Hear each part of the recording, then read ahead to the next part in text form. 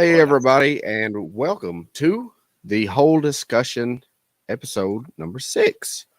I am Josh Basinger here from DGC, and over here to my side in this brilliant yellow Pekka shirt, I will let him announce himself. We have. I am Josh Delp from Daddy Delp Disc Golf. How's it going? Doing good. How about yourself, man? Doing good. Wind burnt and a little tired, but had the I feel tournament you. today. Nice. I actually got to play quite a bit of disc golf this weekend for the first time in a while. So where did you that's play? always fun. Talon, my daughter Talon's on here. Hey, baby. I just saw that. Did you see that? That's my daughter. What's up, T? She's been trying to comment on the live feed for a while and hasn't been able to. So that's awesome. I actually played 36 holes of disc golf yesterday and 9 holes today. So I played quite a bit of disc golf. It's been a while. So if anybody's new here to the podcast, this is the whole discussion where we pretty much just break down a course that Delp and I have both played on this particular podcast. It's going to be really fun because episode 6 and 7, 6 here tonight is the front 9. And this is going to be on a course that Delp himself has designed in full. I'm not exactly sure. This course is completely just me. Completely. Okay. Sweet. So, yeah. So basically, we're a little bit of lag, it sounds like already. That's how this podcast goes. It wouldn't be any other podcast. So, just real quick in the comments, I'm going to share a link here that I just posted. This is a link to Mr. Josh Delp and I and Griff from the channel here playing the course that we're talking about tonight. So if you want to watch along, open another tab, right click that link and open that in another tab, and you can see the holes as we discuss, and you can discuss with us in the comments. So shout out to the people in the comments. We got, like I said, my lovely daughter Talon. We got Darren Gilliam, mother of disc golf. Got a bunch of people in here already. So I'm going to go ahead. Mother of disc golf. It is now his name. So just going to talk real quick just about some stuff that we had go up this week, just while some people tune in. I had 3 of the I'll show the picture here, the What Would You Throw series go up on my channel this week. It would have been holes 1, 2, and 3 short at the course that we played together, Josh. And that's all that I had go up this week. There was 3 of those. So make sure after the podcast, y'all go check those out and comment and let me know what you would throw on those. That was a fun round, right? It was quite a fun round. It's a fun little course. I enjoyed it. It actually is. Yeah, I can't wait till we review that one. Maybe we can get Cutshaw, course designer, in on the discussion as well. So that'd be cool. Did you have some? I know you had some stuff go up this week. Unfortunately, I've not got to watch any of it yet. But you want to talk about it? I'll get there, sir. I'll get there. You subscribed? Yeah, let's hit that real quick. Joshua Delp here. He accused me of not being subscribed to him this week, so I politely had to send him a screenshot of subscription and notifications. And notifications fell on. I had, I think, 3 videos probably go up and just random shorts, but I think they were all reviews. I had a Raptor review. I can't remember if the Onyx was this week or not. I can't remember, but that and the Mantis or something. But you may want to check those out. There's still an active discount code for Throw More Disc Golf Store at their online store right now if you go and use the discount code in there. But I ain't going to tell you here. You can go watch the videos and get you a discount there. And, hey, if you even want to be smart about it and you live next to Throwmore, guess what? Go online and use the online discount and then tell them you're going to pick it up in the store. Ooh. I told you that. They didn't tell me that. But I know you can click online pickup and you'll save yourself shipping and you'll still get a discount. Tricks. Dang. Coming in with a fire tonight already. Yeah. Wow. I just wanted to be able to keep on giving people discount codes. So if you use them, then there's more likely I'll be able to get more for you. So nice. So check everyone go use Delp's code to get you some RPM discs shipped to you. They have RPM still, right? They should have some, yeah. They should have it. Last time I was there, they had some, and every now and then, I actually saw some. They have some glow stuff. I saw glow P Waka Waka on the used rack. I think there Ooh, might have been a glow Pekka Pekka. I didn't pick up, and it was on a used rack, I think. But they had glow Pekka Pekkas still that were new at 1.2 while I was there. So that's probably my old glow Pekka Pekka that ended up leaving my bag when we played that round with at Warriors. Remember? that's a chance. Yeah, somebody found it. If anyone wants to buy my glow Pekka Pekka and ship it back to me, no, I replaced it already. Oh So no, never mind. Gerald B. Charles is in the chat, and just so you know, Gerald, in private, I call you Gerald, Brent, Charles, Joshua, Aaron to Joshua Baysinger because you got to add our names to you so you can join our other team, the Joshua Aarons. we do need another Joshua Aaron. So if you know any Joshua Aarons, share this out. All right. Well, we can, I guess, go ahead and start discussing the hole. Like I said, there is a link if you scroll up in the comments if you want to open another tab and watch the video along and see how we played this course. And I will go ahead and show the thumbnail of that video here just in case you have not seen it yet. So you can see there Mr. Daddy Delp there, Griff, and myself. This was a couple of years ago, so this was filmed before the concrete tee pads are in. Of course, they have since been put in, so it'll be a little different on these pictures here. But Josh, do you have anything else before we get to hole one? The only thing I could tell you is right now, potentially, I'm saying potentially because I mean you never know working with towns and stuff. The city is currently wanting to allow me to do some redesigning of some holes. Some of them would change, like not a lot of them. There's about 4 or 5 that are in mind for this course that we may be redesigning to make it more tournament ready, or at least like some sort of PDGA league or something. Because the course is good, but I initially designed it, they gave me very specific spots that I could use following a trail. So I asked them multiple times if I could use the woods, and they gave me an excuse why I couldn't. And now they're like, okay. So, so they put a picnic table on one of the holes on the back 9, and that kind of messed up some flow. It wasn't too bad, but it's right next to a basket. So we're looking at, I'm wanting to just change that hole completely, move it, because that was like a picnic table. Somebody got money donated to them in memory of a family member or something like that. So instead of that, leaving, just try to move the hole somewhere else. So that's something to keep in mind while you're looking. At some point in time, this could change, and who knows, we might have to revisit the course if it just change. But at the moment, this is what you're going to see whenever you go. So right, and that just means we got to come back and film it again. So no actually probably need to come back and film because I did. Yeah, I do want to film it again. So you played it, you didn't film. Right. Yeah, we played because we filmed another round that day. We filmed it your newer course.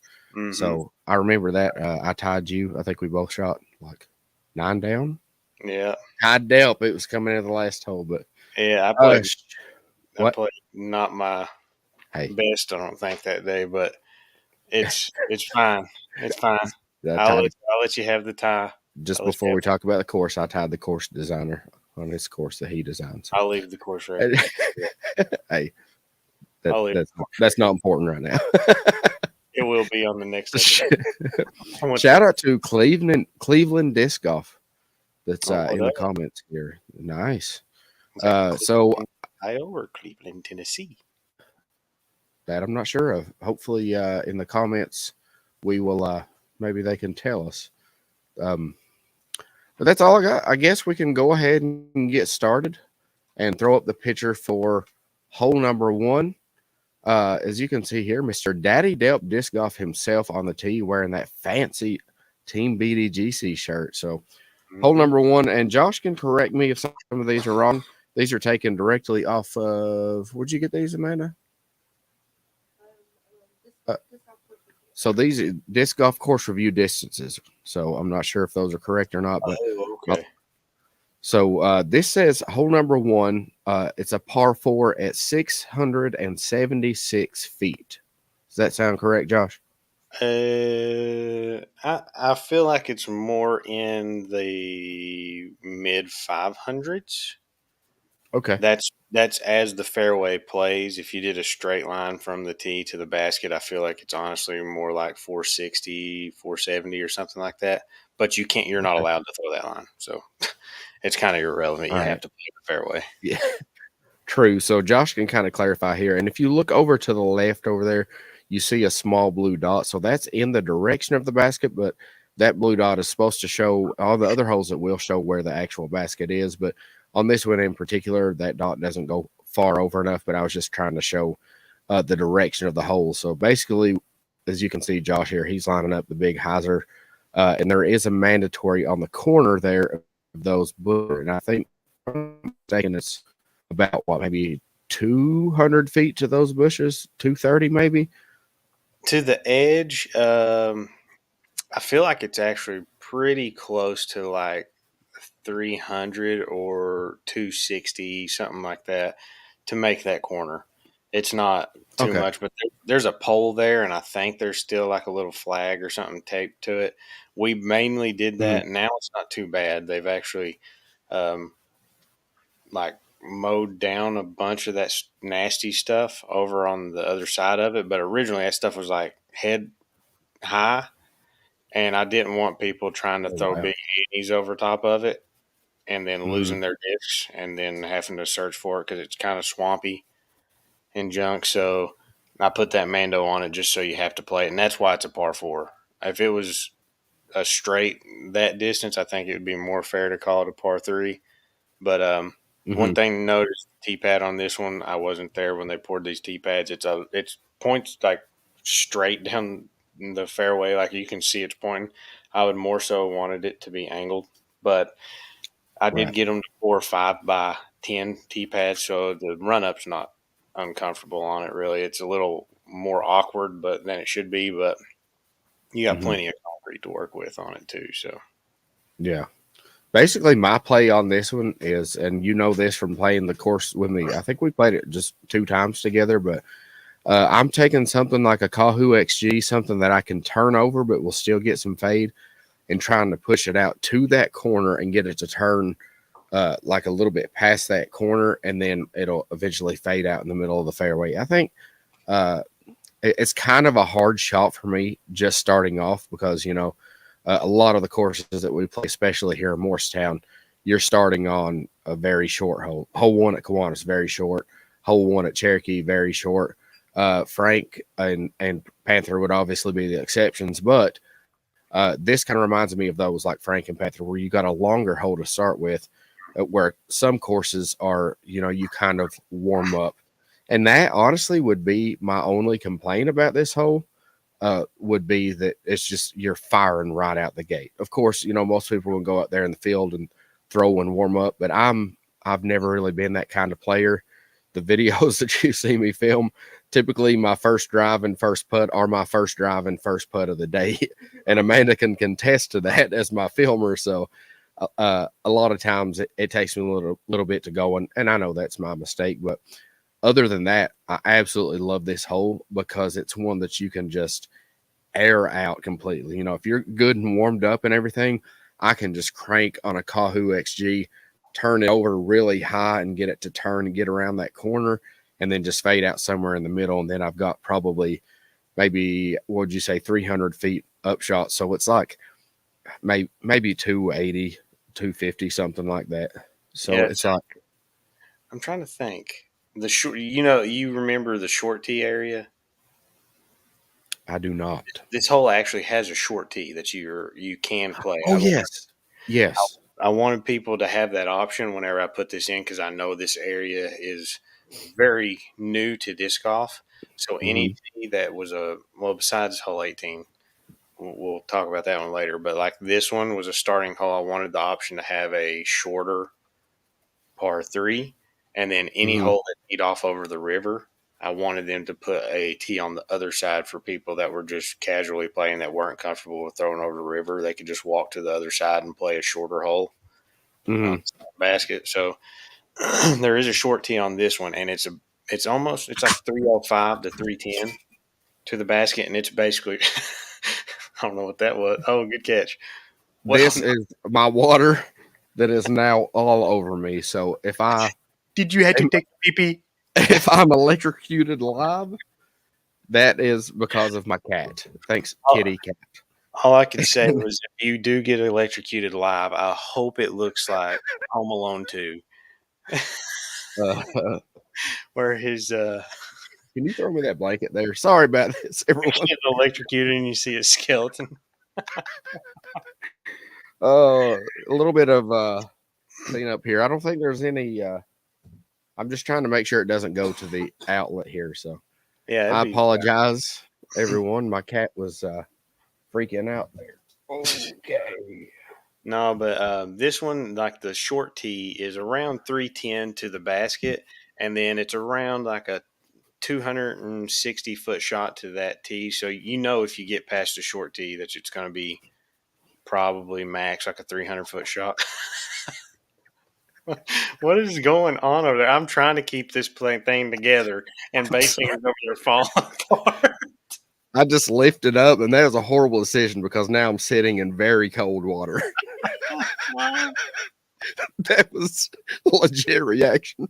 Well, I saw your face. It looked like a shocked one. It looks like whenever you jump into a pool, it's too cold.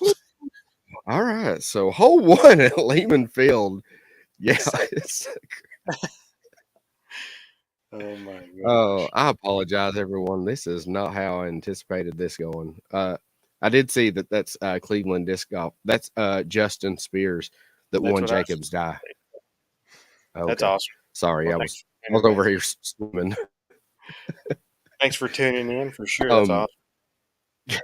Yeah, that's cool.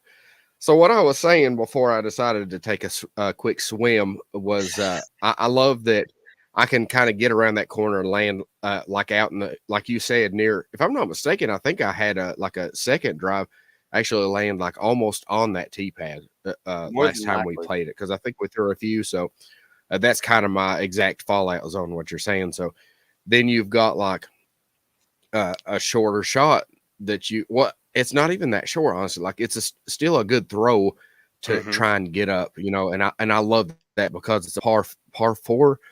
And a lot of the courses around here, the par 4s are kind of like iffy, but this one, like, you still have to earn it. You know what I mean? I know it's fairly open. Well, it's mainly open besides that corner, but like you still have to earn it. You know what I mean? Like you got to land that second shot close, or you're gonna have and it's very hard to judge the distance with the basket out there in the field with nothing really to gauge.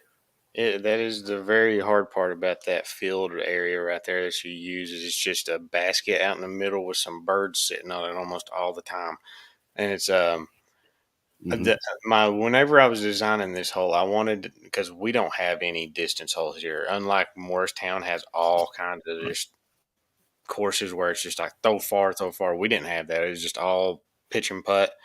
So what I wanted was, I wanted a hole where you can open up off the tee and get your jitters out, and then still have to be able to execute the second shot.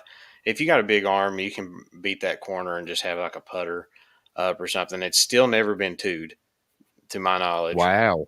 And because it takes a huge hyzer to get in. Like the closest person I've ever seen to get into circle was Mike Messersmith, and he had a putt to the basket. He was probably right in circle 2 maybe, or something like that. So probably still like a 50 footer or something like that, and he missed it. I think he hit the band or something like that. But I mean, it's a crush because it's a big hyzer that you have to throw to get that Mando. But whenever I was designing, like you were talking about, you're used to holes being par 3s right off the bat, and to me, where I was looking at it was I was like, this is one of those places where you can open up on a drive and get those jitters out, kind of have a throw Mm-hmm. under your belt with very low consequence, and then be able to be like, okay, now let's throw this second shot and try to park it or something instead of having to worry about your tee shot having to park the basket to get a birdie. Nice. Yeah. So you I, can throw that shot and do that. Now I like that because I think the way I'm probably playing that in my head, like I said, I've only played this, but me just thinking how I know my game, like I feel like to me, I'm doing the hyzer, I can just turn over on that because I know it's going to fade out with it being a higher speed distance driver. Uh, and I feel like I'm just getting to that second spot and I'm like, okay, I've got a 250-foot par three here. You know what I mean? So it's Yeah. like almost like playing from the short tee, even though I play from the long one, and just make sure I get that drive off. You know what I mean? Yeah. You kind of, I mean, most of the time, like with the distance I know you throw, you can get past that short tee. The thing is, the problem is covering the distance to the left. Because at some point, if you just throw straight, you're Mm-hmm. just throwing farther, but never getting closer to the basket. If Okay, it yeah, I see what you mean. because it ails. So you Yeah. might like me. I mean, I might accidentally hit a disc too flat, get it to go, and it might go almost 400 feet. But at 300 feet, it was as close to the basket as it is at 400 because Right. Yeah. that didn't put. So it's one of those deals where there's not much consequence. It's the only thing is if you get the angle right off the tee and get it to go left, you've got a much shorter approach. But Mm-hmm. it's just one of those things. We didn't have a hole here that you could just open up on and have kind of that low risk. I mean, yeah, there still is risk with the Mando if you just like let something slip out of your hand whenever you're throwing and go straight and to the left. But outside of Mm-hmm. that, that was my thinking on it. I'm usually right now I'm throwing like either something like a platinum Kahoo XG that I got, the new one, Mm-hmm. or something that has stability but good glide, like something like a Rive or something like that. Okay. I can hit really hard, but know that if it does anything, it's probably just going to go straight and then dump back out. Mm-hmm. So I'm in that kind of ballpark there. I You can throw about anything you want, honestly. Oh yeah, Like that's with another thing I like about this. You can kind of play around with different discs and different stabilities and speeds even, I would say with your arm you could probably get a mid-range around the corner if you're just trying to simply get around the corner and then have an open shot. Your arm, I couldn't, but you could probably throw. I'm sure you've done it before, throwing a mid-range around the corner and just land right around the edge, right? Yeah, I'm not like gonna try to like be like oh me, but I went out one time and played a only putter round there, and I birdied it with only putters. That's impressive. I That's really just impressive. putter off the tee and got it right at the corner, and made that shot probably about a 280-foot shot because I went um, left of the short tee pad and right at the Mando, and got Hmm. right by the Mando, and then it was just a straight shot, and that cut off like 40 feet from the short tee, and then threw another one was parked on the basket with that shot, and I was like, I just wanted to see if I could do it. But I did. That's awful. That's crazy. It's just breaking holes down sometimes. If you're more comfortable throwing slow speed, as long as you make the corner, is the big deal. So if you throw it Right. probably about Yeah. 280 or something like that, you've got a straight look at the basket. It's just not making it to the corner makes it to where you'd have to throw like a hyzer or for you like an Annie or something like that. But Right. Yeah. Two more things that I kind of want to touch on before we go to another hole. Uh, so for one, you were talking about going, like you were saying, at 300 feet, you're as close to the basket as you ever would. I could almost see a really big arm player. I'm talking people who are throwing 500 feet or something like that. I could almost see where distance would make you be further away from the basket if you get something turned and it keeps pushing towards that field. You know yeah, what I mean? So it's like distance. Yeah, distance is good, but if you're turning something over and it keeps pushing and just going straight, like you could actually end up being further away, like way further away. Does that make sense? yeah. I mean, I've had that happen before, or not me really, but like I've seen like somebody take a disc and throw it and it flip and then go to the right and Mm-hmm. it keep on pushing to the right. And at some point, as soon as you start turning, that's when you start adding more distance to the second shot. And if it burns all the way Right. over, I mean, you're probably making what would have been maybe a 300-foot shot into like a 380-foot shot or Right. something like that. Because if it goes 80 feet to the right past the Mm-hmm. corner or something, it's going to be Yeah. a long one. But I want to see. I know it'd be hard to get people up there, but somebody like Melton or something like that to come, or Dickerson or something like that, just out of curiosity, see what they could do. Because I honestly feel if Melton or somebody got like a roller down, a lefty, that field's kind of ruddy, so I think you would have to have it like almost like a air roller where you throw it and it gets down on roller almost at the corner. Mm-hmm. It flies like 200 and then hits. If they could get one close to the basket that way, lefty backhand roller, or just a big arm like Dickerson throw a big, huge, crazy hyzer that I've never seen before in person. Yeah. I I think would they like could. to see that too. There is Like the elite walk. distance. Yeah, there is a walking path that's straight back. That if we ever Okay. did a tournament or something, we could probably play that as OB because we play it as OB on hole 2, which is Mm-hmm. across that path. So, like you were saying, like say if somebody just absolutely just yanks one and they have a big arm, there's a chance because it's only 450 from the tee. I say only Oh 450, wow. but when we're talking Yeah. somebody that's got a lot of distance, like Mike Messersmith or something like that, like I don't think he would ever do that because he'd be throwing something stable. But Mm-hmm. somebody that just big arm and yank it, throw one 460 and it goes straight or something, you could end up on that walking path. So that could come into Mm-hmm. play, but I've never been playing with somebody that's had it happen. So it could happen though. Yeah, for sure. The other thing I was gonna touch on was how do you play that like in a tournament setting? How do you play that corner? Like what if somebody's just straight hyzer? Is it just simply the honor system Oh, like on that? for Like the if somebody's missing really shot? close to the corner, yeah. Or Uh, is there a pole or something, or is it just there's a PVC pipe pole that I think I actually took there when we were doing some sort of tournament. It wasn't a Mhm. sanctioned tournament or anything. I think it was one I did there, and I didn't want people to be questioning me like, is it this tree or that tree? So I took it and I took a hammer, and it's probably like a 4 foot tall like um, PVC pipe that I hammered down into the ground and put like a pink flag on top of it, and oh, basically okay? just like your group. And I think the way, at least for that tournament, what I told people is like, if you miss that Mando, just play the short tee as a drop zone. Yeah, I So like that. throwing 3 on a par 4 from that, and so you have to park it for a birdie technically from the short tee to get par Hmm. for that. If you're playing it that way, if you go past that Mando miss, like just not even try playing around it, just go to the drop zone if you miss it. Hmm. So I that's mean, I think that's the smartest play on that instead of trying to have somebody find their position. I think I do remember one time being up there. Just I might have just tried it just to see what would happen, but standing on that left side over there and do a big Anheuser yeah. around the corner. I think I tried that.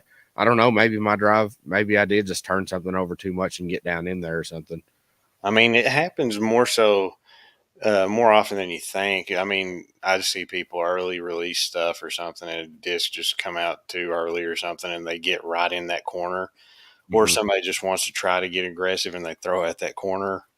And if you don't have like more than probably like, if your max distance is like 300 feet or 310 or something like that, not it's not going to be to your advantage to try to beat that corner. Really, it's just try to get to that short tee pad Hmm. and then give yourself an open shot. Because if you hug that corner and miss the Mando, or even if you make the Mando, you're going to be standing in like a little section of trees probably with a bad Yeah. footing.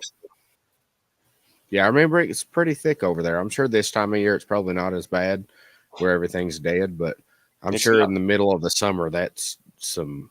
Yeah.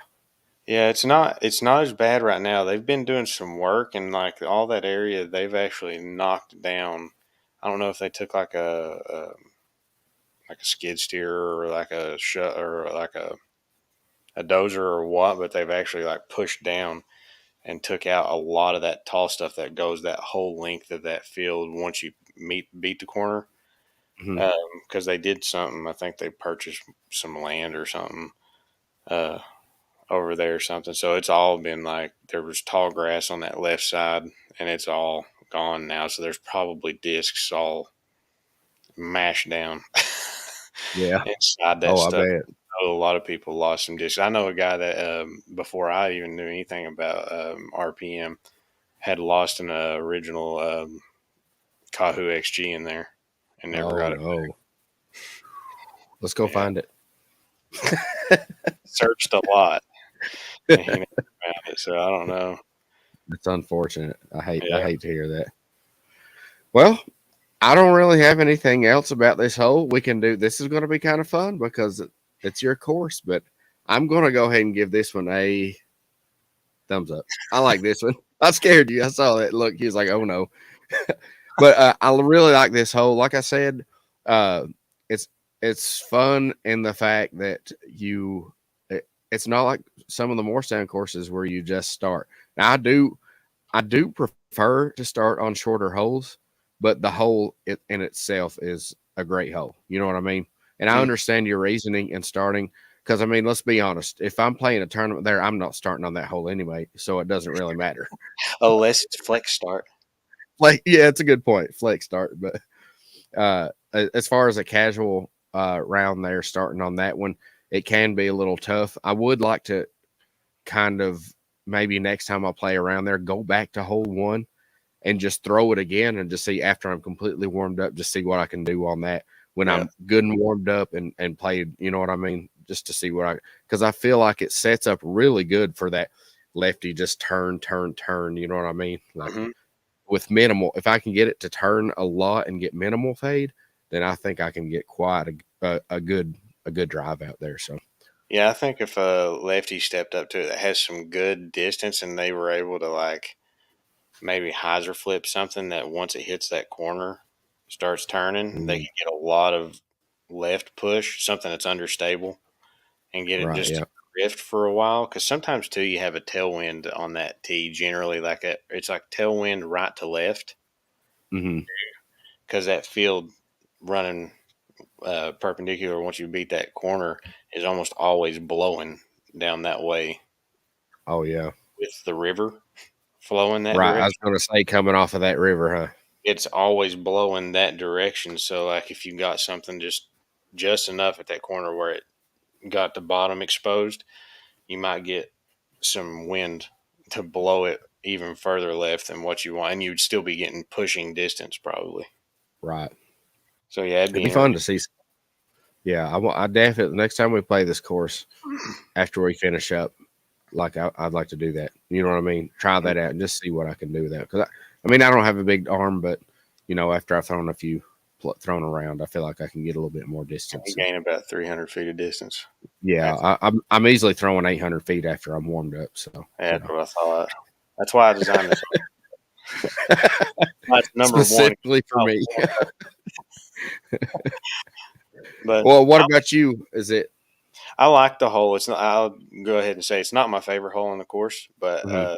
I like it. It's fine. I like it just because it's different from any hole that we play in Big Stone or Southwest Virginia, in our part of Southwest Virginia here, because we just don't have many open holes like that are distance holes. So I like being able to Right. throw a driver every now and then. If I need to practice driver shots sometimes, and I have the time to go to Pennington, that's where I'll go just to get some Yeah. open field because it's a great open field uh, Oh yeah, for sure. throwing spot to go. But I yeah, mean, it is called Leeman Field, so hmm kind of makes sense. All right. Well, with that being said, we can move on to hole number two. The par three, I have the distance at 249 feet, according to Disc Golf Course Review. So this one right here, I feel like is a little bit shorter than that because I'm pretty sure this is where we actually originated the Takapoo Ace Run Challenge. Am I correct, Josh? yeah, I'm pretty 100% sure this is not 249 feet. I'm pretty sure it's like 200. Yeah, I was Right. thinking it was quite a bit shorter. Yeah. It doesn't take Uh, much to do this one. that's what I was thinking. Now, to me, I'll go ahead and say my thoughts on this one. So you got the OB path to your left there, and then you also have I don't know if you can see under those trees, but there's trees to the right side, and well, obviously you can see the trees, but there's a river that runs to the parallel to this hole, basically. So this basically, I'm throwing something like maybe like a beat in Kotaku or maybe a putter. Just kind of depends on how honestly how drive and approach shot were on hole number one to see how I'm throwing. Just throw something. Just for me as a lefty, just throw some straight out. It's going to get a little bit of fade, but absolutely no skip because it does also, if I'm not mistaken, Josh, correct me if I'm wrong, but I think it also kind of downhill on the right side as well. So if the lefty's coming in and get some skip, then that green I'm sure is pretty fast, and you could end up in the water pretty easily. Yeah, you can definitely. I've actually experienced it a few times because I go forehand off the tee with this one, and there is like it's a gentle kind of like grade down until you get right near the um, drop. But if you early or like saw off a forehand or something like that, it's very very easy to find the water's edge or either the rocks. There's a bunch of big rocks on the bank there that you can Mm-hmm. easily find. But I'm generally I've been throwing something like a premium plastic yarn. I've tried the Kia on it a few times, like in cosmic plastic or something like that. And I try to just throw a forehand and try to make myself trust throwing it over the walking path there. And there is a little Mm-hmm. sign there that's not really in your way, but I've seen it hit it one time for Oh sure wow. on. And so it doesn't feel like it's in your way, but it is possible to hit the thing, and you might land OB because, like you said, we play the walking path OB for this one just to make it harder and stuff. But I mean, it's Yeah. pretty straightforward. I mean, if you've got a forehand, it's a pretty obvious forehand. Although I do think like a good neutral putter backhand is a good play for a lot of people if you're more comfortable playing that little bit of anti-release putter or something. But I was reading those comments you were putting out. but, People, let's but yeah, liven up the comments a little bit, y'all. Tell us what you would throw on these holes. but yeah, it's pretty straightforward to me. I mean, it's right in front of you. It's got just enough Right. off the tee to the right to where you're seeing it looks a little different on camera, but the basket is just far enough right to where you're standing on the tee. Those tree limbs kind of hang out and kind of Mm-hmm. hang in front of the basket some, so it makes you feel like you need to kind of over exaggerate the flight of the disc, really. So, I mean, I think that gets people sometimes to accidentally throw it too far right and Mm-hmm. stuff just because of that little, it's almost like an optical illusion. Right, because the cameras look. I think it's to the back left side of the T pad there, so it's definitely. I can see what you mean about it throwing you. I remember on this one, just my play is make sure it's tricky. I mean, it is short, but it's actually tricky because like you don't, there's OB left and right. You know Mm-hmm. what I mean? So that's like one of the things I love about this hole is just that I don't know. I mean, it's not one of those. I've seen holes like this that are just straight right there. You look at it and you think almost senseless shot, but this is a good course design with this one to where it's like in between the path. The path was there, I'm assuming, before you put the course in as well, too. Yeah. So that was obviously an intentional design there. Just a little shot to get you over to hole three and kind of stay out of the water, stay off the path, kind of situation. Mm-hmm. Definitely. I mean, like I said, it's really straightforward. It's really easy to mess up the hole. Hmm. I mean, you can underpower it pretty easy or get a little nervous or something because of that walking path and stuff. So, I mean, it can get in your head, but it's one of those ones like once you've come off hole one, you're just like, I need to snag this one. Right. Yeah. And I do say, like, at this point in time, once you get on this course, this is where being a lefty starts being a little bit more favorable as you step through the holes. Mm-hmm. It starts either having a forehand or being lefty starts being a little favorable to you. Yeah, I was glad we chose we didn't choose. We left it up to draw, but I was glad when this course came up because there's fair share of lefty holes until you get to the back, maybe 8 or so, something like that. Yeah, Maybe. I mean, you can't really say that this course was designed for a righty dominant backhand player. No. Like you do a lot of the other ones. I had what I had to work with, and that's what ended up coming out. Yeah. So it's a different one. Mm-hmm. Hey, I like it. I actually, I mean, me and Griff, I think we kind of expressed it to you when we first played the course. I was like, I really like. I wish it was closer. I know you hate hearing that, but it's hard when there's 4 courses in town. You know what I mean? And Yeah, yesterday was the first time I played Kiwanis in 6 months, so it's harder to clear. Not clear. I was going to say clarify, complete wrong word, but it's I know what hard you're for what's the word? I'm not justify. justify. There you go. Yeah. It's hard for me to justify driving up there for something like this, and that's why I always want to do it. Like when we were going up to film, I know our plans were to film the other course, and I was probably the one that's like, "Could we go to Leeman first and play it?" You know what I mean? Like, Yeah. right. But this one, I'm not going to say it's one of my favorite ones on the course, but I do like it. I like the aspect of the OB left and right, which takes the makes a little bit added difficulty to this hole. Where if you take the same exact hole, and in an open field, it would probably be my least favorite hole on the course. But where it's what I mean, because it'd just be just a toss. But another thing about this one, it's one of those distances for me to where I know I can get a putter there, obviously, because we did the Takapoo Ace Run Challenge there.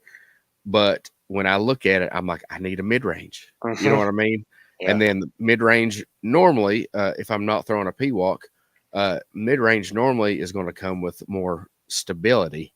So it can be kind of tricky. You know what I mean? Mm-hmm. It is So I mean, to be like fair, this is one of those courses that can be classified as a birdie or die, but it's mhm, not necessarily just all like pitch and putt birdie and die. It's just like every hole is pretty much gettable. mhm, Well, they are all gettable. Like you can birdie every single hole out there, I would in agree. Yeah.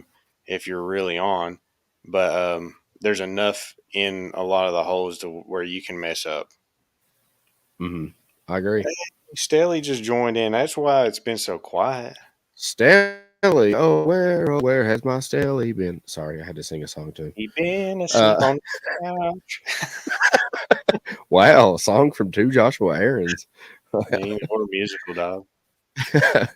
So yeah, hole 2, I'm gonna give it a thumbs up. I think it's a good hole. Like I said, I'm not gonna say it's one of my absolute favorites on the course. I would say it's in the top. If I had to break it down, 9 of my favorites and 9 of my least favorites, it would be in the top, but it's not gonna be like 1, 2, or 3. You know what I mean? So Yeah, but it is a good hole for sure. I like it. I like it just because I like whenever I get to change my shots up kind of early and Hmm. just start warming up my stuff in general. So I get to play backhand basically on hole 1. Then I get to go and start testing the forehand immediately because I want to get in the groove of my forehand feeling good on this course pretty early. Right. I can see that. Foreshadow. You throw a forehand on hole 1 just because you got to get it ready, I even mean, though it's not a forehand hole. Yeah. I could probably. Yeah. All right. Well, I don't have anything else about this hole. Do you? No, I think it's pretty straightforward. I say that a lot, but I think this one's pretty straightforward. And I Mhm. mean, don't go OB and just don't throw it 250 feet. Right. Yeah. All right. So I will show the hole 3 here. This one, if I'm not mistaken, the tees. No, I guess it is about in the right area there. So you can see the blue dot in the middle there.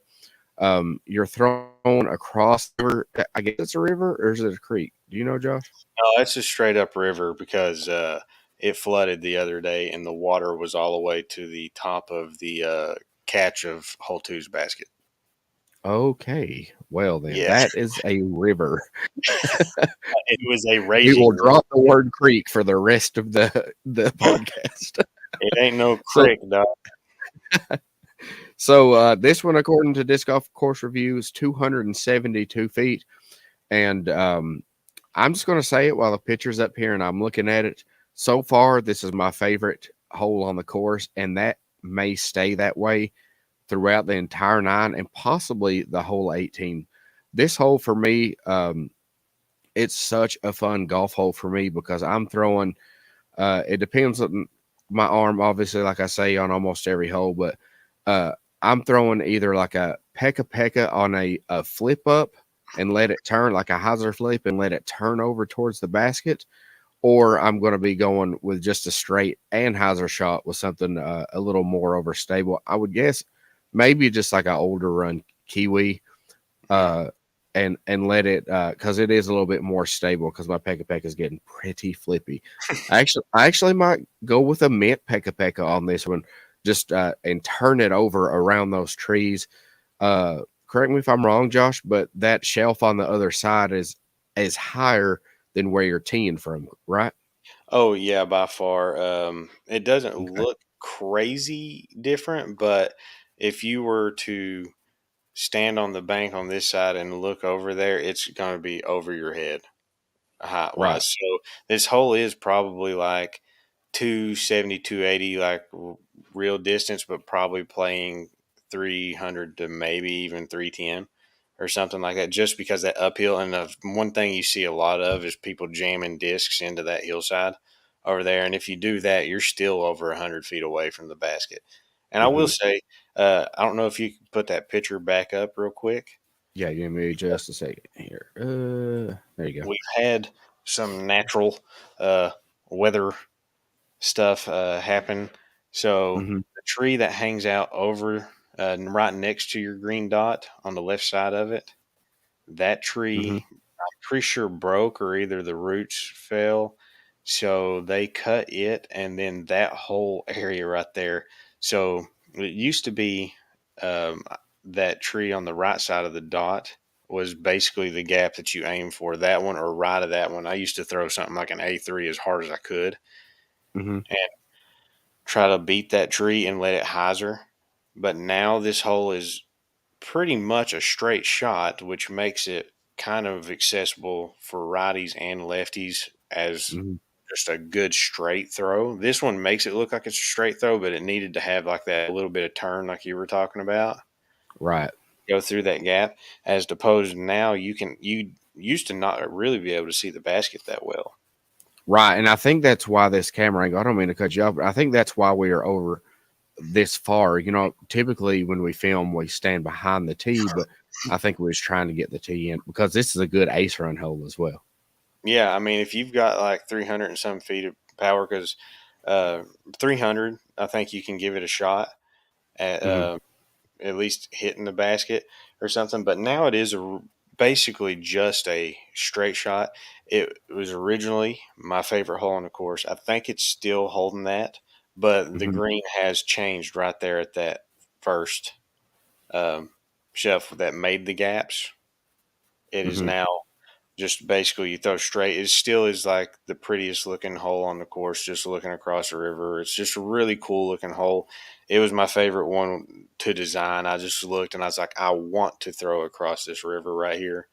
Hmm. And before where that basket is, within like 10 or 15 feet of that basket was like chest high weeds and saplings and stuff all Wow. the way for like 100, like basically all that you could see to the right of the basket was just, you wouldn't have been able to see the basket. It was all just like weeds and chest high stuff in there. And I was like, hey, is there a way that we could like have y'all like clear out a little bit, like a circle, and it was going to be like a green that had like it's not OB, but it would have been kind of natural OB. Oh my gosh, I got like in a message or something like that, and it like lit me up. Just now in my earballs. That's why I was like, no. So I was telling them like just have like where the gap is, just a strip that goes back to the basket and to the left of it. And then I came back and they had cut everything, mowed it, and cleared it like 110 feet to the right Wow. of the basket. And I was like, okay, that's more than I asked for. And that's great because I didn't think I would be able to get them to do that. Yeah. And they cleared it all. So now it's pretty nice on that side. And it made it just look really pretty because Hmm. there's no mess on that side to look at either. So there's not a lot of risk. You can accidentally turn something over if you're just too scared and just let it go over to the right because it makes the shot over the water shorter.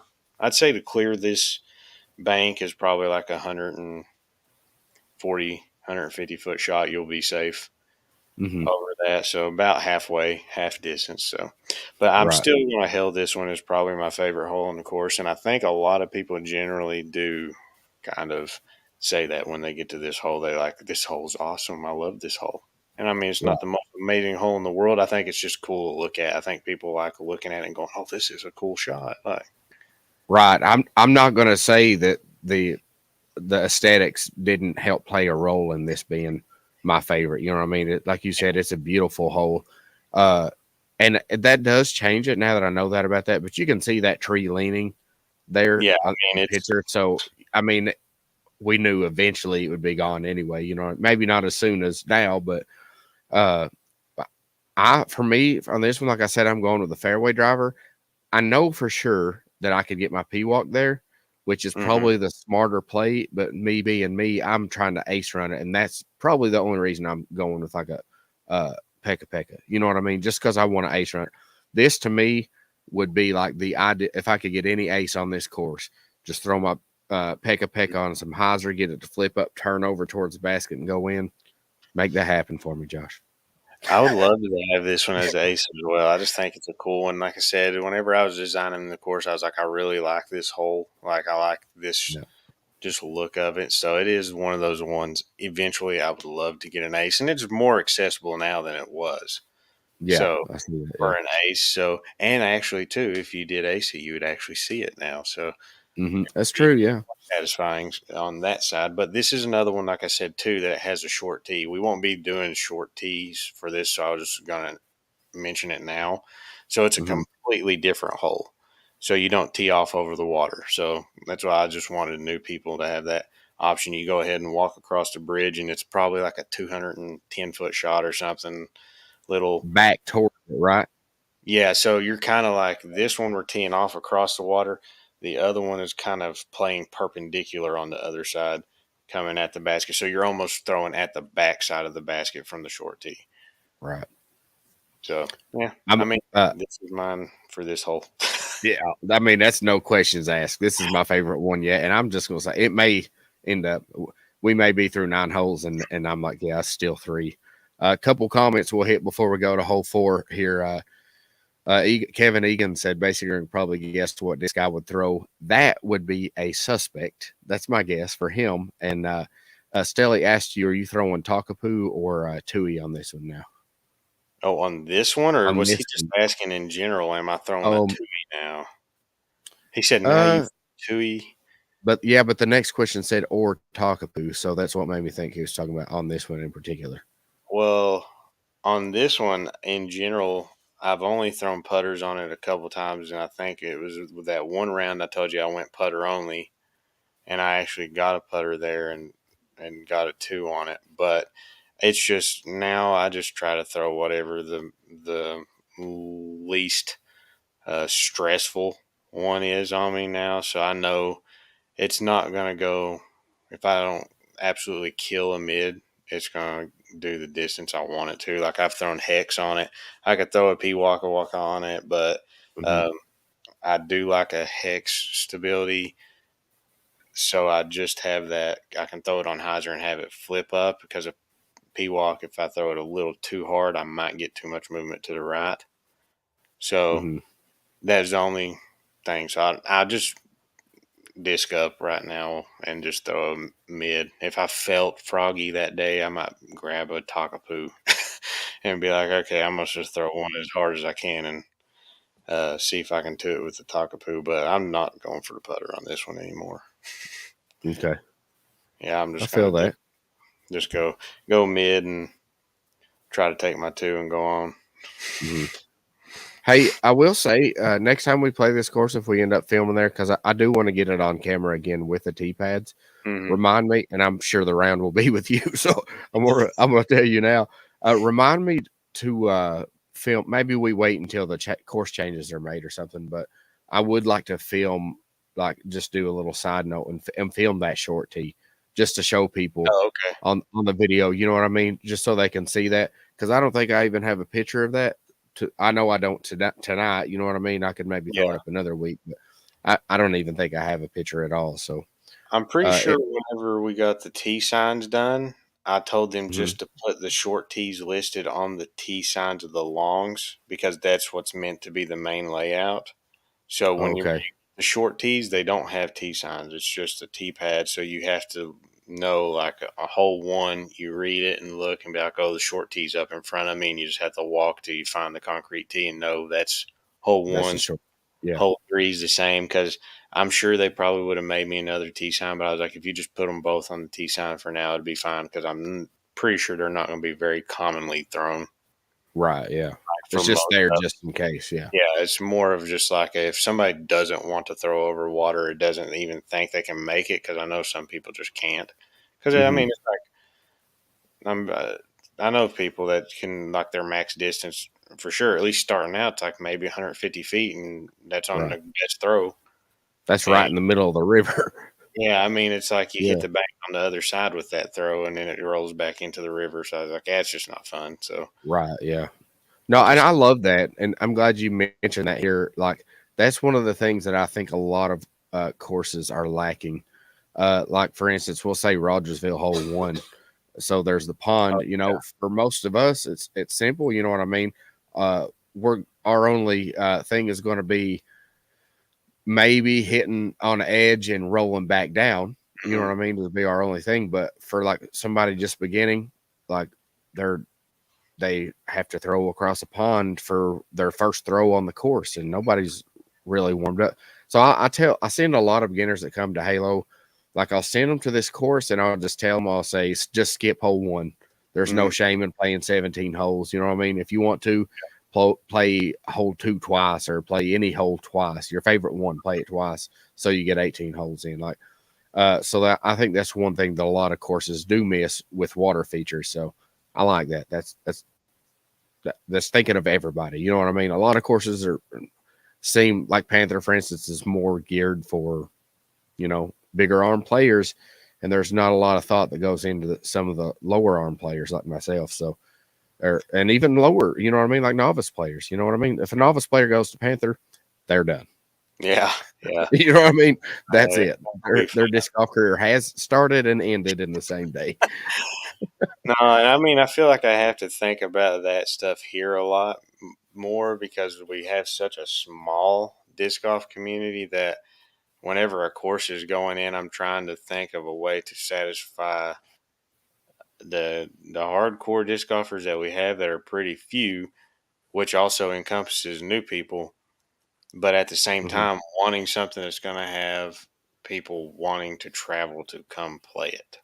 Right. Yeah. As well, because if we keep getting 9-hole or pitch and putt courses, people will come play them a couple times, but it ain't going to be on your list like, hey, we need to go play this and again and again and again. So that's why I was like, we've got Big Stone, and there's a couple other ones that are kind of local that are just very simple kind of courses, and that's why I was like, the Ridge, we're going hardcore on that one. That one, I was like, I know, and to be fair, I know a lot of people that are pretty low, like rec level players and stuff, that just go, I love playing the Ridge, but it's a pretty course to be able to walk and stuff. So I mean, that's not always the case, because it's not I guess that one works too because the holes aren't like crazy long, basically Mm-hmm. on that one. So it's accessible that way. It's just really hard lines. So, but Mm-hmm. yeah, I try to think about that whenever I'm putting another course in, at least at some point in the future, like having a way to install short tee layouts or something like that so that it works. But I think that's a huge part of why your designs are successful. Also, you know what I mean. I hope so.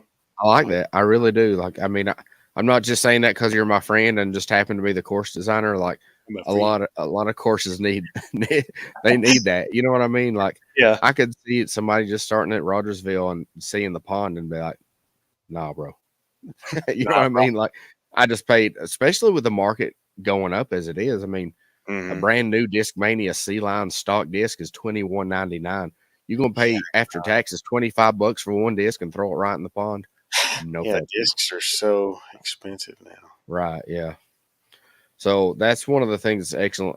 I'm still gonna say, like, I think we did the thumbs up thing quite some time ago, but Yeah. favorite It's one so far. I'm gonna put my little circle here like I do weekly, or bi-weekly, I guess. Just to make sure I remember that. But yeah, so you have anything else about this one before we head on to hole 4? no, I think that one got covered pretty well. All right, then we will throw up hole number 4 here, which Disc Golf Course Review has at 236 feet. As you can see here, this one has kind of two lines on this one. There is the Roddy Heiser, which it looks like Sir Joshua Delp with the longer hair is going with here. Not And but longer. yeah, longer. And then there's I would almost call it three lines because there's this wide lefty hyzer around this first tree, and then there's like the kind of pushing hyzer that just pushing lefty hyzer that goes up towards the left side and just simply houses around that last tree. So Mm-hmm. uh how does that distance feel? Does that feel right to you? About 236? It's pretty accurate. I usually say this one's close to like maybe 240 to 250. So I mean 236 is pretty much in that ballpark there to Okay. where I'm not going to say that that's too far off because it could be more than 240 or it could be right around 240. So that's about accurate. Hmm. Okay. I did want to mention also, if like I've just been simply saying these because I've got the distances, but if you want, like I can throw the picture up and let you discuss it. I mean, you design the holes, so you know a whole lot better than I do. So I don't want to step on your toes with talking about the hole here and explain how I feel the hole is, and you're like, that is not it whatsoever. So, You but good? for me on this one, I'm going with. I'll throw the picture up again there. Uh, I'm going with. I think I've tried both lines, doing like a turnover with like a P walk or something like that, maybe a hyzer flip P walk over that stuff there that you have to make sure has to turn, absolutely has to turn. And Yeah. then I think I've also went with like a skippy kind of shot, probably like a Huia or something like that, maybe.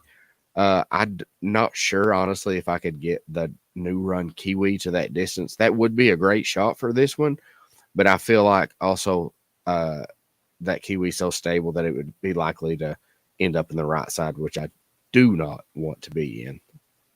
What about Yeah, that's yourself, Josh? I go with obviously like the pitcher. I go the righty hyzer, and I generally am Mm-hmm. throwing like a putter. I threw a Takapoo on it the other day.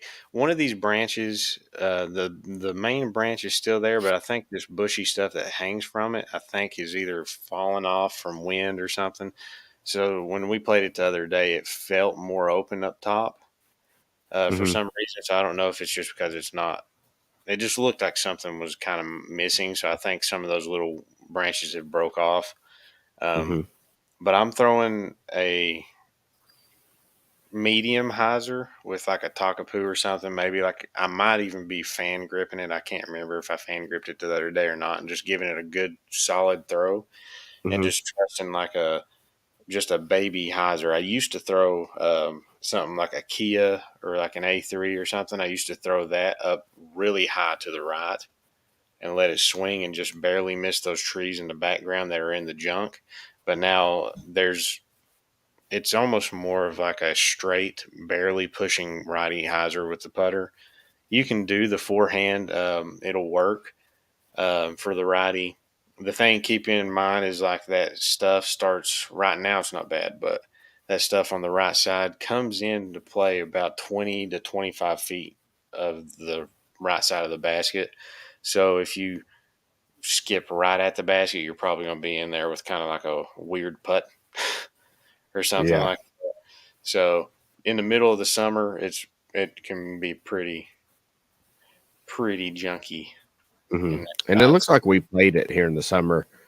Uh, there, or at least maybe spring, something like that. It is Yeah, definitely one of the warmer months. You can tell by, yeah. I well, feel like it for even one rained thing, the that day. short. But yeah, it did. I Like we're remember that.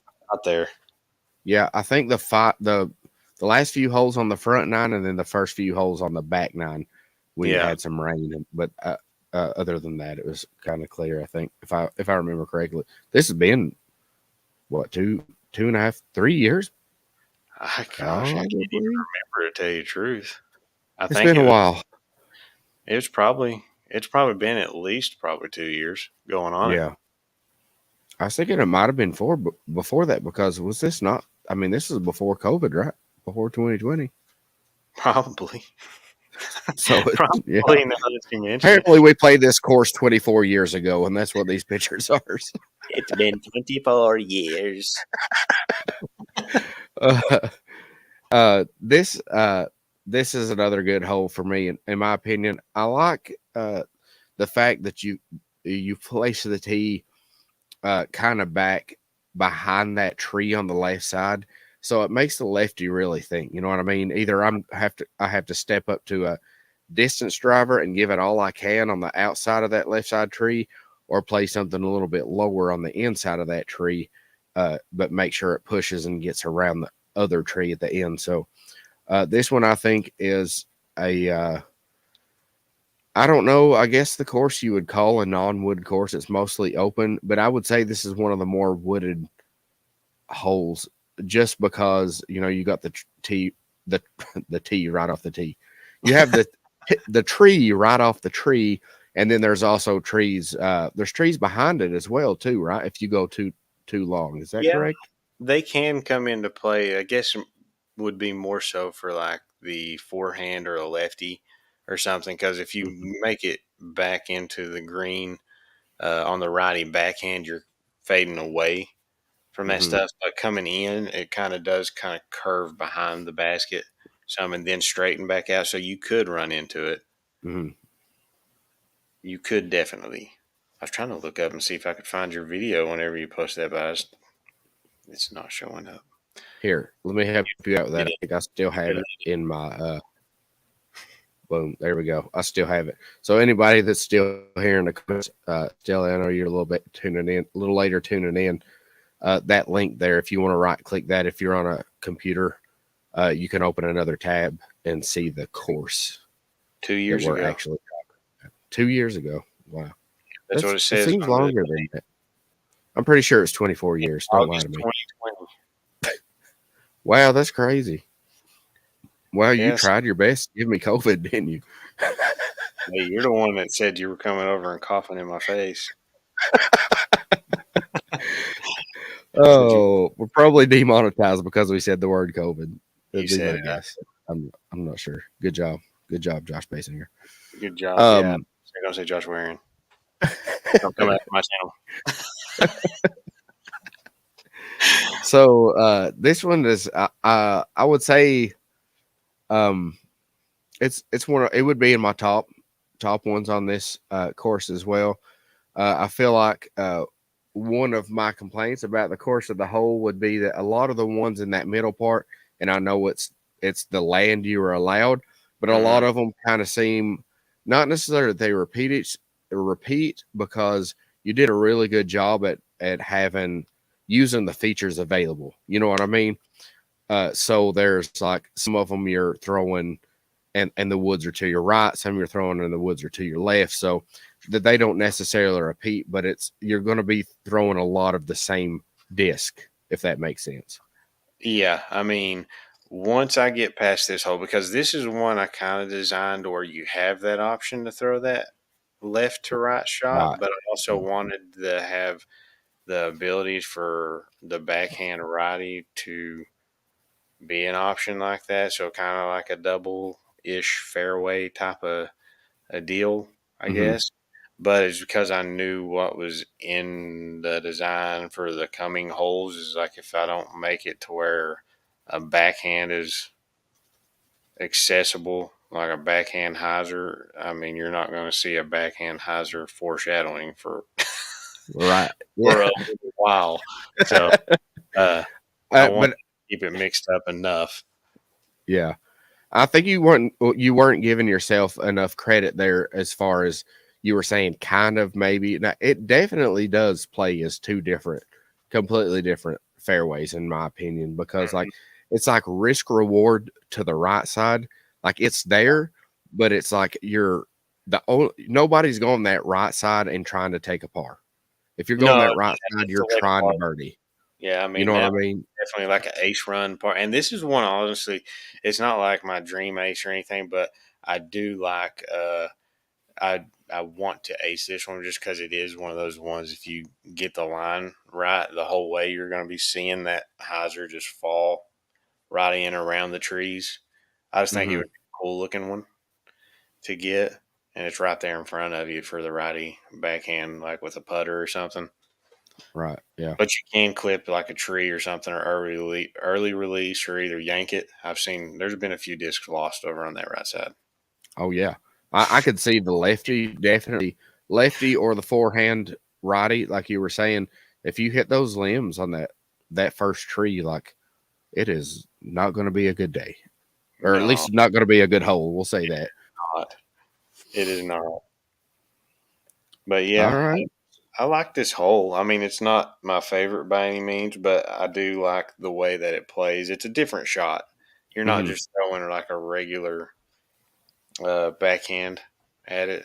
It has to be, if you're going to throw that righty backhand, it has to be kind of like a spiky hyzer Hmm.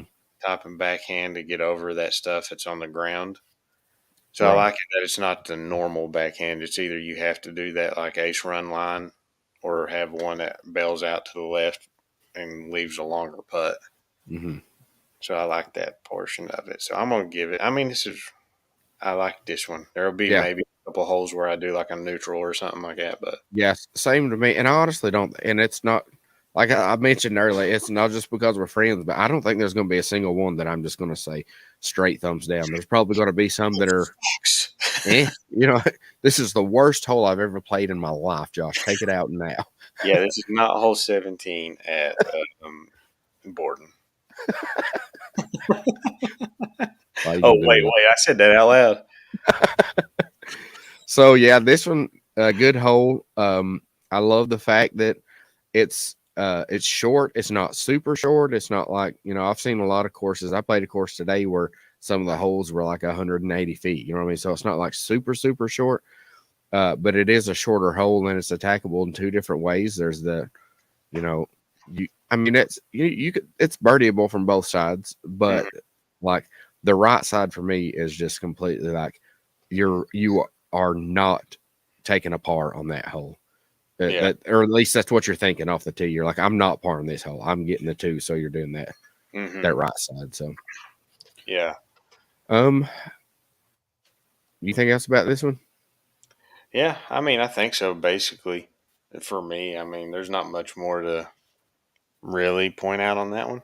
I mean, the Okay, rough is rough, so that's the you're main right. Yeah, rough is rough. So stay out that's of it. going to be a common conversation on this course. The rough is rough for sure. All right. So let's see here. I'll go ahead and throw up hole number 5 here. 230 feet. You can see the little blue dot there where the basket is. This one, to me, I think if I'm not mistaken, I've got like a buzz in my hand there. This is an older video, but nowadays I would be throwing probably either a P walk on some hyzer and letting it flip up, or probably honestly going to be like probably a beat in Kotaku in either the Strata or like the Magma Soft, something that's beat in that will fly straight, but still get that reliable fade at the end. So you can kind of see you're just it's fairly open, but this one plays, as you can guess, a lot easier for the lefty than it does the righty. Yeah. I mean, Thanks for this hole. yeah, I'm speaking for all lefties. Thank you, Josh. this one, generally, I've seen success with like a backhand that just has that slow drift left to right. But me, I'm usually stepping up and throwing something like a Kia or a yarn, just almost like a Spikeheiser forehand out to the left and just let it fight in. And that stuff does come into play on the right side if it comes too far right. But I do want to point out on that picture that you got, this is one of the Yeah, I'll holes. throw it up. I know you might end up being disappointed, but this is potentially one of the holes that would eventually get a redesign. Okay. So if you look over your right side, over your disc, there's like a dark area in those trees. Mm-hmm. This whole like area of like kudzu right in front of you Right. has been kind of plowed down right now. Okay. And what I'm going to propose to them to do is actually take that basket into the woods through that main gap back there Mm-hmm.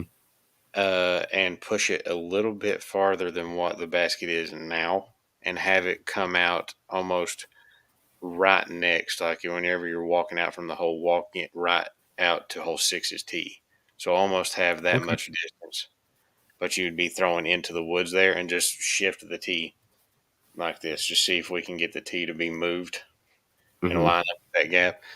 And that's all because of that picnic table that got added on the other Okay, side. that's where the picnic table is. So the picnic table's on the hole that you can see over to the left side of this one.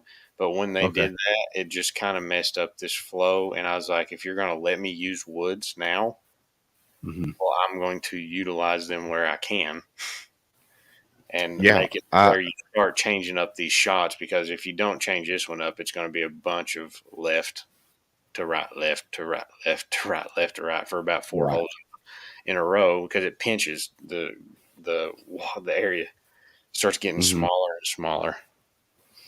Do you want me to tell you how I feel about that? What you just told me? You want to throw your laptop across the room. No. Oddly enough, I know it sounds crazy, but I would like that better because I would love to see some more woods implemented on this one. You know what I mean? Like you, Yeah. I remember I remember talking to you when you first put this in because I think I played it not long after it was like the baskets were put in the ground because I Yeah. mean the tees were not up. You know what I mean? I remember you discussing how that was protected over there to the right, and I guess it's been pushed back some. But no, I 100% say go for it.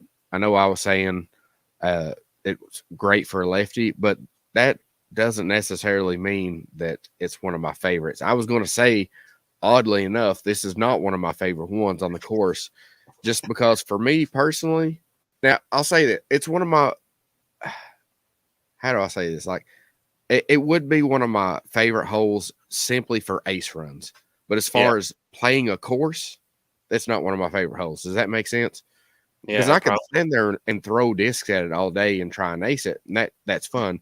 But as far as playing the course, this is one of those holes where it's like I'm getting up, grabbing my Coach Coup, my beat in Coach Coup out of the bag, throwing it, going up, putting, maybe missing. That's my fault, not anybody else's. But you know what I mean? It's Yeah. like, but whereas if you move that over into the woods, I would love that because it feels to me like I'd be able to do my shot, my shots that flip up to turnover. I love that shot. You know what I mean? So I hope to see that happen. I think it's one of those things probably that righties experience sometimes to where it becomes like uh, you've just thrown that shot 4 times in a row. Mm-hmm. And it gets a little uninteresting at some point. Kind of like that's why I'm not a huge fan of like Frank Blues, is because like once you Oh, get to okay. a certain hole, it's like throw your tee shot, go left, throw your tee shot, go left, throw your tee shot, go left. And I'm sure that probably could get repetitive to you since you're not used to even playing that many Right. holes Yeah. left to right, left to right, left to right. Now you're So that's absolutely right. what I'm talking about. But yeah, I mean, I like this one was fine. I would say this one, like you said, it would probably end up being in one of my bottom. It's not the worst hole, but it would be not in the top holes for me on the course. It was one of those Yeah. ones where I had a very limited space of holes, and what the problem I had as well too is this park is very long Mm-hmm. and very skinny, so getting 18 holes in and coming back was a problem. So I started having to run into this situation where I have to stair step holes, but one's going this way, the other's stair stepping back this way. So we weren't throwing at each other, really, more Right. so like you're almost throwing next to each other, kind of. So that was what started happening on this part of the section was it got really narrow, and when they wouldn't let me use the woods, uh, I was like, well, I mean, I'm going to get what I get out of it. At least it'll be an 18 hole round. Like, Yeah, for sure. out of That's it. I mean, it ended up not being bad, but mhm. like you said, at this point in time, it gets a little repetitive. It does, but also like you said, that like what you said where it's stair step like that, like none of them are directly parallel to each other. Not Right? really. Correct me if I'm wrong. It, I mean, there might there's be. some that do go like that, but they're like this tee pad's further back than what this basset's going to be, and so you know what I mean. Yeah, I So tried to do that. I tried whenever I was designing it to at least keep T pads in uh, as much as I could. I tried to keep them at least at circle two, mhm, if possible, from the basket you were throwing at, and not past the tee. Like I tried to make it short, so this one would be here, and the basket would be either a little bit shorter than the tee that's over to the side of it or something. So more than likely, people are going to throw it too short or something like that, then go past it and hit the tee pad or something. But there's not a right, lot of those. It was just you play in close proximity for to a lot of holes at this right. point. But that's what Um, we're looking to change, and it'd be probably about 4 holes or something like that, maybe.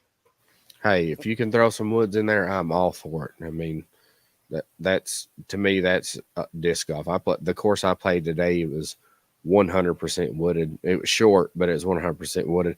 I played absolutely horribly on that course, but I told Amanda after we filmed the round, I was like, "This is one of the few times where I played horrible, but I can walk away and say I love that course." That was You know awesome. what I mean? Yeah, Like, I that's mean, and that's yeah, exactly. So I mean, and I feel like I've experienced kind of the same thing at Leeman where I know for sure any given day I could go out there, like you said, I could birdie every hole on this course. You know what I mean? I awesome. should, even at my level, I should be shooting bare minimum 10 down. You know what I mean? But I don't. And I love it for that. You know what I mean? Because it's like you still have to earn them. Yeah, I mean, in general, like I've told people before, like whenever I go out to play this course, I have a set line Hmm. or a score that I deem acceptable for myself, and it is a 10 down. Hmm. That's like I want to at least shoot 10 down, Yeah. then go beyond that if at all possible, because it's just one of those ones like they're in front of you to get a lot of them. So, I Hmm. mean, it's you messing it up if you don't get them. So, and especially if you have a forehand and a backhand, Oh, it's yeah. fair for you to mess it up and not get it. So, I this course, like, don't get me wrong, it's not necessarily like pitch and putt on every Hmm. hole. Like, they're not all like super short holes. I designed them to be generally longer than what the average holes were at the Fraley because we were so used to playing pretty short holes. So most of Hmm. these holes, I tried to keep them at least in 200 to like 300 Hmm. range was my aim because we didn't throw those distances in a lot at Fraley. Hmm. Like I want different distances. I wanted it to be a little bit longer and a little bit more challenging. So, but not that much. It's still like a beginner kind of intermediate level Hmm. course. being honest, probably. Yeah, But I would agree. Yeah. But it's fun. I mean, there's enough there that like if you're just off that day, you can mess up a lot of the holes and Hmm. not turn in a good score. I'll say this about this course, like you said, it's a probably intermediate level, something like that. But if you're advanced and pro, you're playing this course. If you don't like it, then you're just not a fan of disc golf. I'm sorry, Yeah, because it's a fun layout. You know what I mean? Whether yeah, or not you hit your putts or not, like I said, I played terrible today, but I love the course. I might play terrible at Leeman, but I really love the course. You know what I mean? It's a great course, so it's a fun layout. So I feel like you're not a fan of all disc golf. I'll say, you know what I mean? You're just a fan of the longer course. I shouldn't say you're not a fan of disc golf, but and it's a fun layout. if you're looking for a different putting challenge in the area here, then this is the place to test it because in general, out of any of the courses we do have, this is the one where you experience the most wind on your putts. So Mm-hmm. if you're needing to practice some putting and throwing in the wind, this is one of the courses that we can go to and kind of get that in because there's quite a few of the holes where you're having to deal with some sort of wind because it's not that wooded. So I mean, Mm-hmm. right next Right, to and that's like maybe a 6-hole stretch where it's like kind of comes around here and then loops back around. So it it. may we'll say maybe it might be 8 holes or something like that, but it's like so 4 of them are going to be this way and 4 are going to be that way. So it's going to be changing winds as Yeah, well. opposing winds. Yeah. It's not all going to be the same. You're not going to be putting into a headwind every time. You're not going to be putting into a tailwind every time. It's going to Hmm. be Yeah. change it up there. So, all right. Last thing I'll say about this hole is do not change this hole until I ace it. Don't change it till you ace it. Don't change it till I ace it. Coming down every week, man. If I'm not mistaken, when we filmed here on the second shot I threw, didn't I You hit threw a either buzz. cage or band or something like that? You threw a buzz and hit chains, and it came out the right Okay. side. All right. It So kind of like one of those brush, like where you hit the chains, it goes ching and kind of fell onto the ground. You threw yeah. a buzz, I remember. Okay. So you're not allowed. Everybody in the comments tell Delp he cannot take this hole out until I ace it on video. Just whenever you come, I'll just unlock it and let you carry it over to that position. And Perfect. This is the yeah, base in your hole. Only one person plays this hole from now on. yeah, I'm not digging it up, so unless they dig it up, that'll be there. All right. Well, I'm gonna say like this on this hole. Like I said, I do want to ace this hole. It would be fun to ace this hole, but I would absolutely love to see some more woods on there. So this one for me is going to be like one of those halfy ways. Did we just? I'll agree. Yeah. Yeah. We went the same direction. All right. I even used my left hand. All right. Do you have anything else about this hole? No, No. I'm good with it. All right. Just one more time. They said in the comments, don't. Mother said don't. And I quote, don't. So, all right. Let's move on to hole number 6 here. Hole number 6. Okay. Sorry about that throat situation there. Hole number 6, it says 194 feet, which I feel like is pretty accurate. I feel like it's right around that 200-foot distance. This one, in my opinion, is fairly similar to the last hole, but not exactly the same because this one's more of a pushing straight shot and not as much curve until like the very end where you would want something to not necessarily dump off. And I do remember, Josh, you very specifically saying, do not go on the right side of this one because that area over there. So on this one, I feel like at that distance nowadays, I'm probably throwing a Takapoo would be my guess, maybe a Ruru, depending on the wind. If it's a little windier, I'm definitely going with a Takapoo, but I could go with a Ruru on a less windy day, or maybe even a Tui on just a big hyzer and let it flip up. You know, enough hyzer to where it may actually still finish a little bit straight, rather than, you know, it's not going to go right for me. But what are you doing on this one, Josh? I'm doing a forehand like the other one. Just probably the same disc. Once I get on this stretch, it's generally once that shot's feeling good, I just throw the same disc over and over again. It Mm-hmm. gets that's boring, but once you know something's working, don't try to fix it. So You're exactly right. Yeah. that's what I start doing. So if the yarn is what's coming out smooth that day, that's what's getting thrown. If a key is working or something, that's what I'm gonna throw. But in general, I think I'm usually throwing a yarn. It's a little bit slower Mm-hmm. than like a key or something that has a little bit more dump and not as much glide. So it is right around like at 190, and it makes you feel like it does go further right than it is because that Mm-hmm. T angle kind of like points you out away from it, and it's just around that tree. Right. So I mean, you can literally throw something straight 190 feet and be in the Mm-hmm. circle probably like 20 feet to the left of the basket. And once again, this is another one of the ones that we are probably going to see a change on. Okay. And I Do can you want me to tell you, throw the picture up and kind of you can describe it? yeah. And like I said, this Okay. is not all 100%, but so the first two prominent trees you see above Griff there, Yeah. the gray ones, that gap right there is what I'm looking at. Oh, that's Is awesome. to open that up, get all that underbrush stuff just gone, any bushes, any thorns, and pull the basket into the woods over there and just Okay. re-angle the tee into that gap and just have a shot where it goes through those woods in there. And once again, reasoning I'm wanting to do that for this is not because a hole's playing on top of it, is because I'm trying to get away from the walking path as much as possible and just utilize trees if they allow me to. Mm-hmm. So if there's trees that they're going to let me use, I'm going to do it because there's enough open holes on the course. So it'll change this shot. There would be potential maybe that some people could still just throw a shot around the outside and get pin high if they don't want to attempt the gap, unless we just said let's put a Mando on a tree or something like that. But Mm-hmm.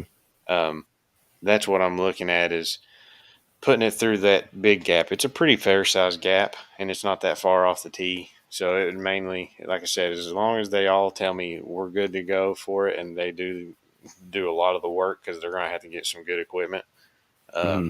to clear. There's right now you can see all the way through there because it's all dead right now, Mm-hmm. and it's pretty open once you're in there without all the bush stuff. So it'd be just a handful of trees probably make a gap and just it'd either be like a straight shot, lefty. I don't know. It might still be just a barely to the left of the gap, like once you got in it. But I don't know. I have to get in there, start clearing, and then find a basket placement that I really like from the tee. Mm-hmm. I would almost like to see where I don't know who was filming here, probably me, but I would almost like to see the tee even push back to where like almost where I would be saying this is what you would actually see from the Oh tee. yeah. It might not be possible could like from where the other basket was, you know what I mean? But Well, I mean, that it might I be a think it'd be possibility. fun to have to hit the gap a little further off the tee versus if you were to just take that tee where Griff is and angle it to the left, then it wouldn't be as much as a gap hit. I mean, you still have to hit the gap, but it'd be much easier. Like maybe put some distance behind it, like 80 to 100 feet before you hit the gap. You know? Well, that's going to be possible too, because more than likely the hole that's over here, you can't really see it, but that spray paint on the ground to the left of that basket, there's a square, or I mean bag Oh yeah, I above see that. Yeah. Jeffrey Stelly right now. That's the other tee. If all goes according to how I'm wanting to plan it, that hole is going to be gone. Oh okay. So it All wouldn't be right. in the way really. You could really completely re-angle that tee and pull it back if you really wanted to, like you said, from that Mm. gap and lengthen it because when that's the hole that they put the picnic table on, going back towards the camera. Okay. All right. That's that they messed up whenever they put the picnic table 15 foot away from the basket. Mm-hmm. So I'm looking at just completely taking that hole out and putting another hole in somewhere else. Okay. But So yeah, so this it'd be this possible. one, yeah. This one back to kind of the I mean, I hope these changes take effect, but just for the sake of the conversation, the discussion today, is this basket? uh, Am I correct in saying that this is the one that is the closest to the wood line to the right? Yeah, this one is very close to the wood line. It's probably within like 15 feet of it. That's what I was going to say. So, like you said, it doesn't. You I can't talk to that. Sorry, but it looks like you want to throw it. Look like a lefty would want to throw and get it to fade, but really, I would probably actually just want to throw Ruru dead straight or putter or Tui maybe, and just let it, scoot up there and try not to scooch into the kudzu. Yeah, as long as you beat that corner tree right before the basket, just maybe 5, 10 feet to the left of it. As long as you're going straight, you're going to be in the circle. I know Staley was talking about the kudzu. That actually right there is just underbrush stuff. The kudzu stops back at the other tee, um, Mhm. but it is extremely dense on that part of the property. But in general, if there's any kudzu right in this area, which there's not next to this tee now, um, it's only at the very front of the woods. It's not made it into the trees yet. So I'm hoping what we could do. This one, like I said, I don't think has any kudzu right there, but the other ones, it's like a line, kind of like guarding the Mhm. trees right now, except for hole four. Hole four is covered all over to the right of it. It's kind of like growing that direction. Right. Yeah. So they've actually knocked down a lot that was in front of Five's tee. Um, so there's not any on this part. It's just really dense underbrush. I know it don't stop. Yeah. It never stops. uh, I I think this one for me, just so we don't kind of rehash over and over about the same thing we've been saying on this whole, but for me, I'm gonna say it's another one of those. Like I said, you know it favors the lefty, but I really love the turnover shot. You know what I mean? It sounds funny to say that considering I throw lefty, but to me, I don't know why I even said this to Amanda today. One of the hardest shots for me in disc golf is just that stock hyzer, and it's just the distance control. You know what I mean? Yeah, That's the only thing for me is just the distance control. Because, uh, but and this one right here, I mean, I could do a stock hyzer with maybe a coach coup or something like that. You know what I mean? And let it fade towards it, but then I don't want a chance going into the woods. So, yeah. I mean, it's. I feel like I'm still on the same path as kind of just like neutral for this one. I think this one I have just a step above the last hole, and just because it is a little bit trickier on depth perception to you because you can't see mhm. that basket off the tee, so it does trick you more than the last hole because the other one's just sitting in front of you basically. Um, Right. but but that's basically my thoughts as well. They're very similar, just different distances. So yeah, I'm a Right. neutral on that. I do like how this one plays just pretty much parallel to that woods line. You know what I mean? So while the play of the hole may be almost identical, they still look aesthetically they look different. You know what I mean? You can tell a difference in the holes. So Yeah, it's I a do different I do look. like that about it.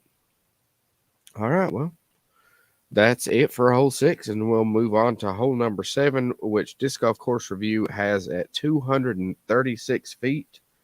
And this one, this is one of the more lefty hyzer holes that I like because Josh can correct me if I'm wrong, but I don't think you can actually see the basket from the tee area because so this we're out to the left of the tee there. So if I remember correctly, you got to kind of step out to the left of the tee to see where the basket is on this one. Is that correct, Josh? You were correct up until recently. Oh, okay. All right. So they did. I was when I went there 2 days ago. I hadn't been there and seen it where they've been out there kind of with some of their equipment working on these sides without me telling them anything really. Like this Mm-hmm. big bush right here on the right side, Mm-hmm. gone. Oh, And wow.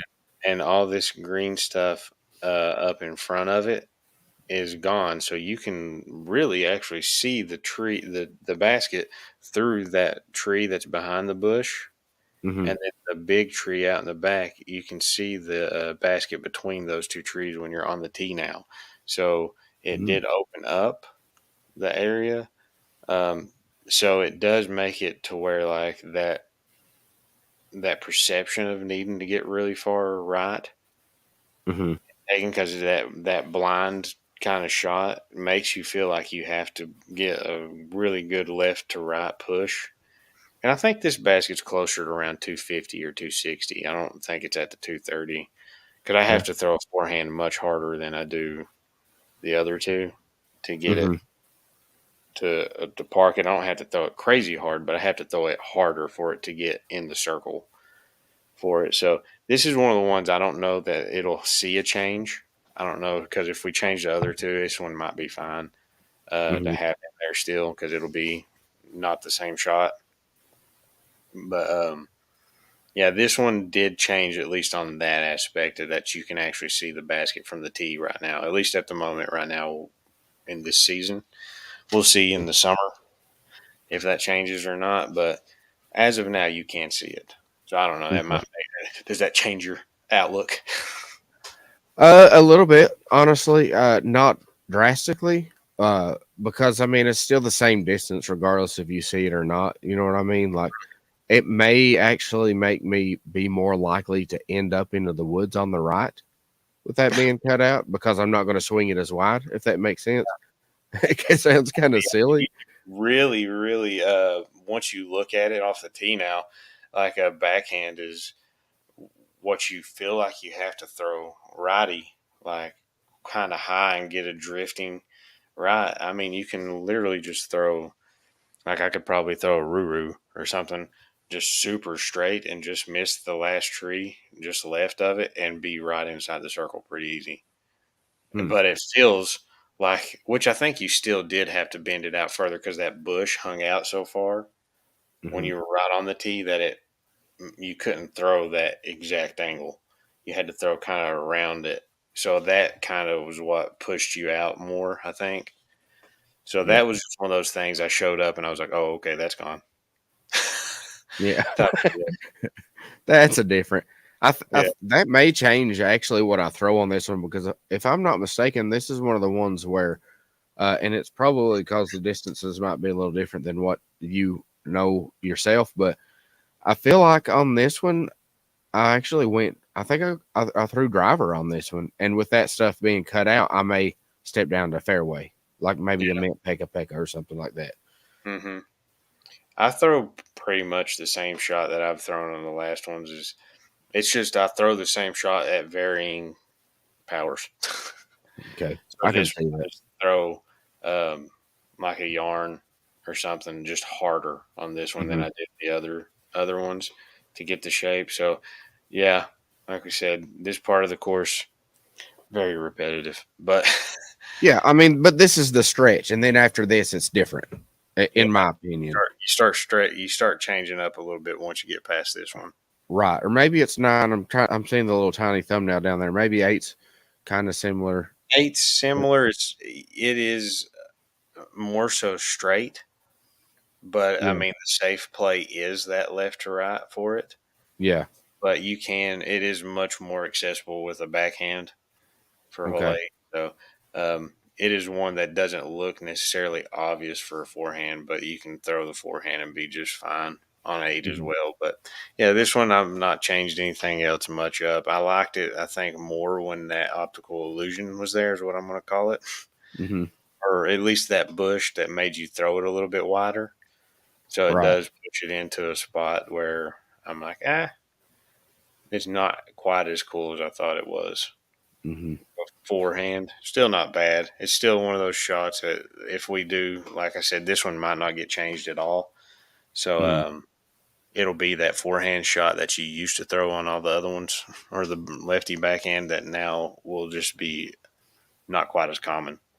Right, but Once I honestly think if the last two holes we talked about do end up getting changed, it would make this hole a better hole because it wouldn't be the third in the row of the same kind of shot. You know what I mean? Yeah, I mean I feel that exactly, because if we change 5 and 6, then I've not had to throw a forehand probably since hole 2. Then Mm-hmm. if I get to this hole and it's a forehand, I'd had the option to throw a forehand potentially, but it might not be the shot that I prefer to throw off the tee for them Right. then. So I think with the changes, this hole will be fine. It might even be better, like you said. Mm-hmm.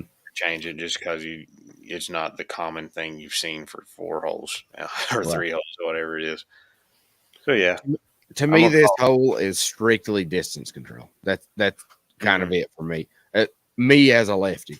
For righties, it might not be quite as much because the forehand to me, I don't know. I feel like the forehand's going to fade quicker than what my backhand would. Does that make sense?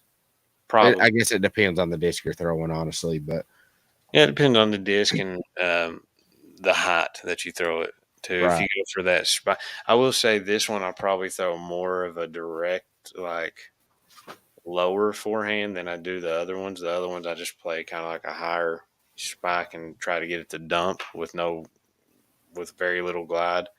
And this Mm-hmm. one is more like I throw it harder and flatter and then try to let the disc die out on its own at the end. So it's a little bit different shot, but it's still a forehand. Yeah, I mean, I can see that. I would like to see you do like a little flip up pekka pekka shot on this one, though. Be I'd kind of have fun to to do. probably a peka peka. I'd probably Or throw. maybe a P walk. Yeah, P walk I could probably do. I've got the putter to it. Like the distance isn't that hard. It's more so like the shape control on the backhand on that one for me. Is not Yeah. overturning something or throwing it nose up and letting it stall out. That's the hard Hmm. part on this one. So looking at it at a backhander's perspective, like the shots are a little bit different than what they would be if you're a forehander. Like each one's kind of a little bit different Right. on those Yeah. holes. But if you have a forehand and are a lefty, those holes are very, very repetitive. Yeah. But also with the distances, like I say, I mean, on the last two, I went mid range. And then on this one, I'm pretty sure I went either driver or fairway. You know what I Mm. mean? It might have been fair. It was probably pekka pekka, honestly, now that I think about it. Like I I meant pekka feel pekka like or that something sounds like right. Like I honestly almost feel like I remember you throwing a mint peka peka. that. I It could be might be wrong about exactly what happened. that, but I feel like I remember you throwing that on there. Strangely enough, That's weird. What a stalker kind of guy. yes. I mean, I can't really remember what I ate for breakfast, but But you remember what I threw on this I 2 years remember what you ago. threw on this in And August. that is it for the whole discussion. Not just tonight, forever. Goodbye. Oh yeah. Oh gosh. All right. So this one I'm gonna go again. Don't hate me, Josh, but I'm just gonna go like this just because Oh, this one's like distance control. But I really do hope I'm gonna say I hope that those to 5 and 6, I hope those changes are implemented because that would make this whole its own whole. You know what I mean? I mean it's its own whole, but it would be I think it would be a better whole because it would be a change from the previous 2 holes. So I yeah, hope and to see those changes. I think it would help the course quite a bit, and also it'll be one of those holes too where you've got back out in the open because the others are planning to go into the woods. So Right. you're going from hitting some sort of gap and getting through trees to an open shot of some sort. Hmm. So yeah, I think it'll overall help, and if at all possible, I'm going to make the changes happen.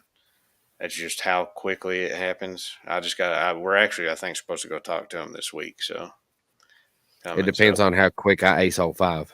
That's from what I'm yeah, that's hearing. true. Yeah, that's true. All right. Well, I don't really have anything else about this one, and you do, unless you do. No, I'm good on it. Oh, all right. Well, I'll throw up hole number 8. Moving right along to it. Says 203 feet. Once again, a par 3. Kind of reminiscent of the last few holes, but not as much fade as the other ones, or at least not as much aesthetically looking at it, there's not as much. Yeah. It's more straight shot. You may it's kind of your choice off the tee, but you may play the same exact shot as you did on the other ones. But I feel like that is by your design rather than the hole's design, because on this one, for me, just looking at it right now, I feel like I'm going, depending on what my arm's doing that day, Pekka Pekka or P-Walk, and doing like a hyzer flip towards the right, or not towards it, but you know what I mean, along the right side, and let it flip up to flat and maybe a little bit of turn, and then just kind of finish straight or potentially a little bit to the right, because I would definitely go with a more understable Pekka Pekka.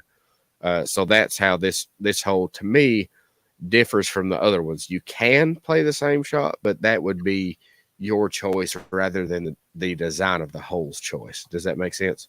Yeah.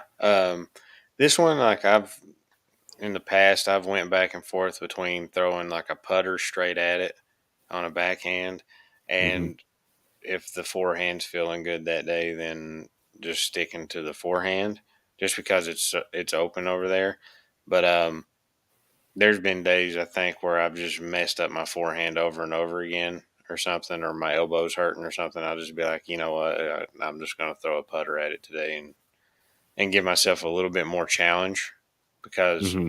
sometimes if I'm out there, I'm just out there for practicing or something like that. Like, I don't go to this course very often, but I think it's one of those things, like if I'm out there and I'm not just trying to score this one, like if I go out with Jimmy and Matt and them and we're having rounds, then it's just like, okay, I'm trying scorched earth, trying to trying to uh, birdie every single hole. Then I'm going with my most high percentage shot. But then if I'm out there just kind of messing around and don't care as much, then I might just throw the putter because it's a harder shot for me. Mm-hmm. It's not necessarily harder, but it's a higher risk of messing up. So Mm-hmm. I might just do it just to get that practice in. I feel like this one, with you I'm being not a Saint, sorry, your face. Your I had face some got me lag so there. good. I had some lag, and I thought you were done, and then I just completely jumped right in there. Sorry about that. Go ahead, finish up what you're saying. No, this is one of the ones I think on any of the last few holes that if you do not have a forehand that and your backhand dominant, then or just only backhand, then this is the best shaping one for you out of the last three holes. Yeah, I agree, and that's exactly what I was going to say. Uh, is I feel like this one is the more righty backhand friendly of the last few holes Yeah, that you could argue are lefty holes. This is the most righty friendly of those, just because it's. I mean, a straight shot could get there. You could even do a hyzer flip on the left side that doesn't turn. You know what I mean? Like almost aim at the river. You know what hmm I mean? With a hyzer, I knocked the cup down for the second time. Can somebody take this cup from me? All right, the cup is gone. Desmond, come get this cup. uh, but yeah, like I feel like this one, it'd be a fun shot to see for sure. Somebody do like a hyzer flip, high turnover like that. You know what I mean? I think it'd be kind of a cool shot to see. So, this one, I don't have a whole lot more about this one. Just No, the fact that I say it, it's not.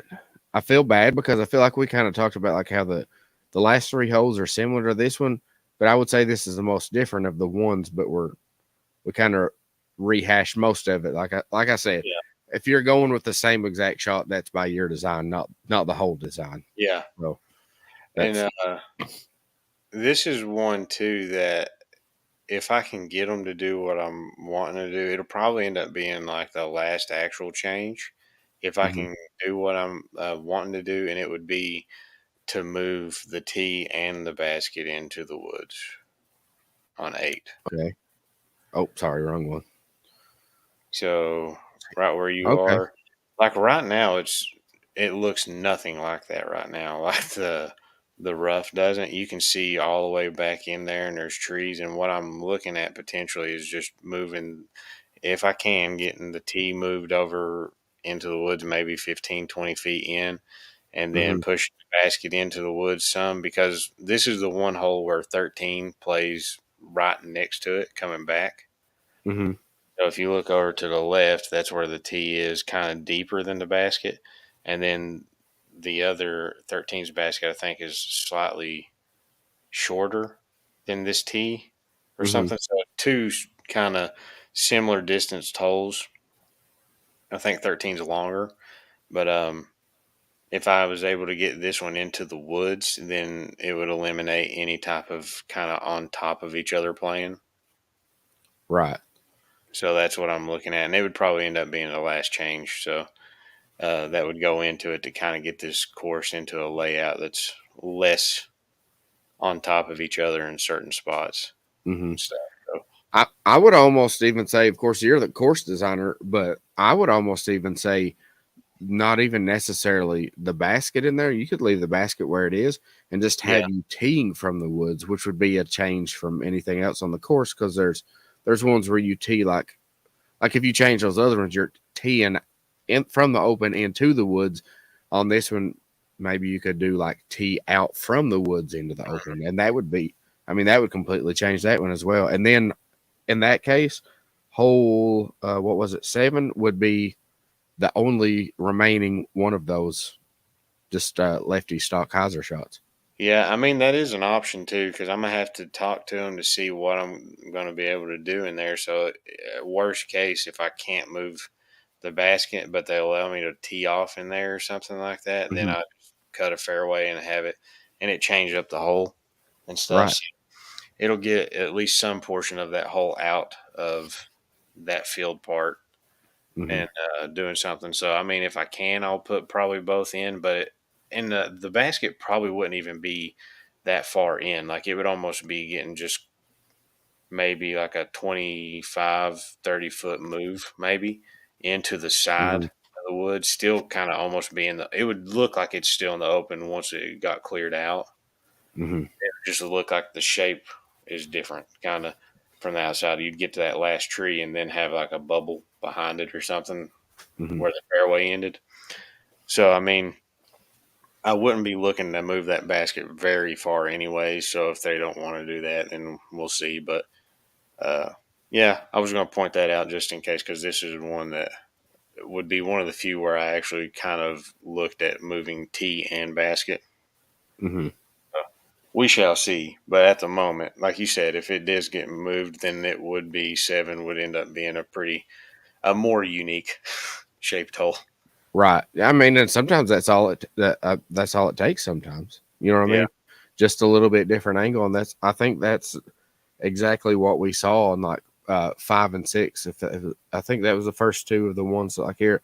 I mean, almost the same exact play, but just a little bit of angle completely changes.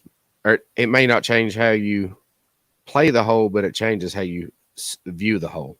Yeah, definitely. But it's just going right in the same pile, I think, as the other ones. This one at the moment, Mm-hmm. for me, it's I going in. agree. I agree, but also that, I mean, saying that also, that's being nitpicky. You know what I mean? Like, Yeah, it's still like it's still disc golf holes.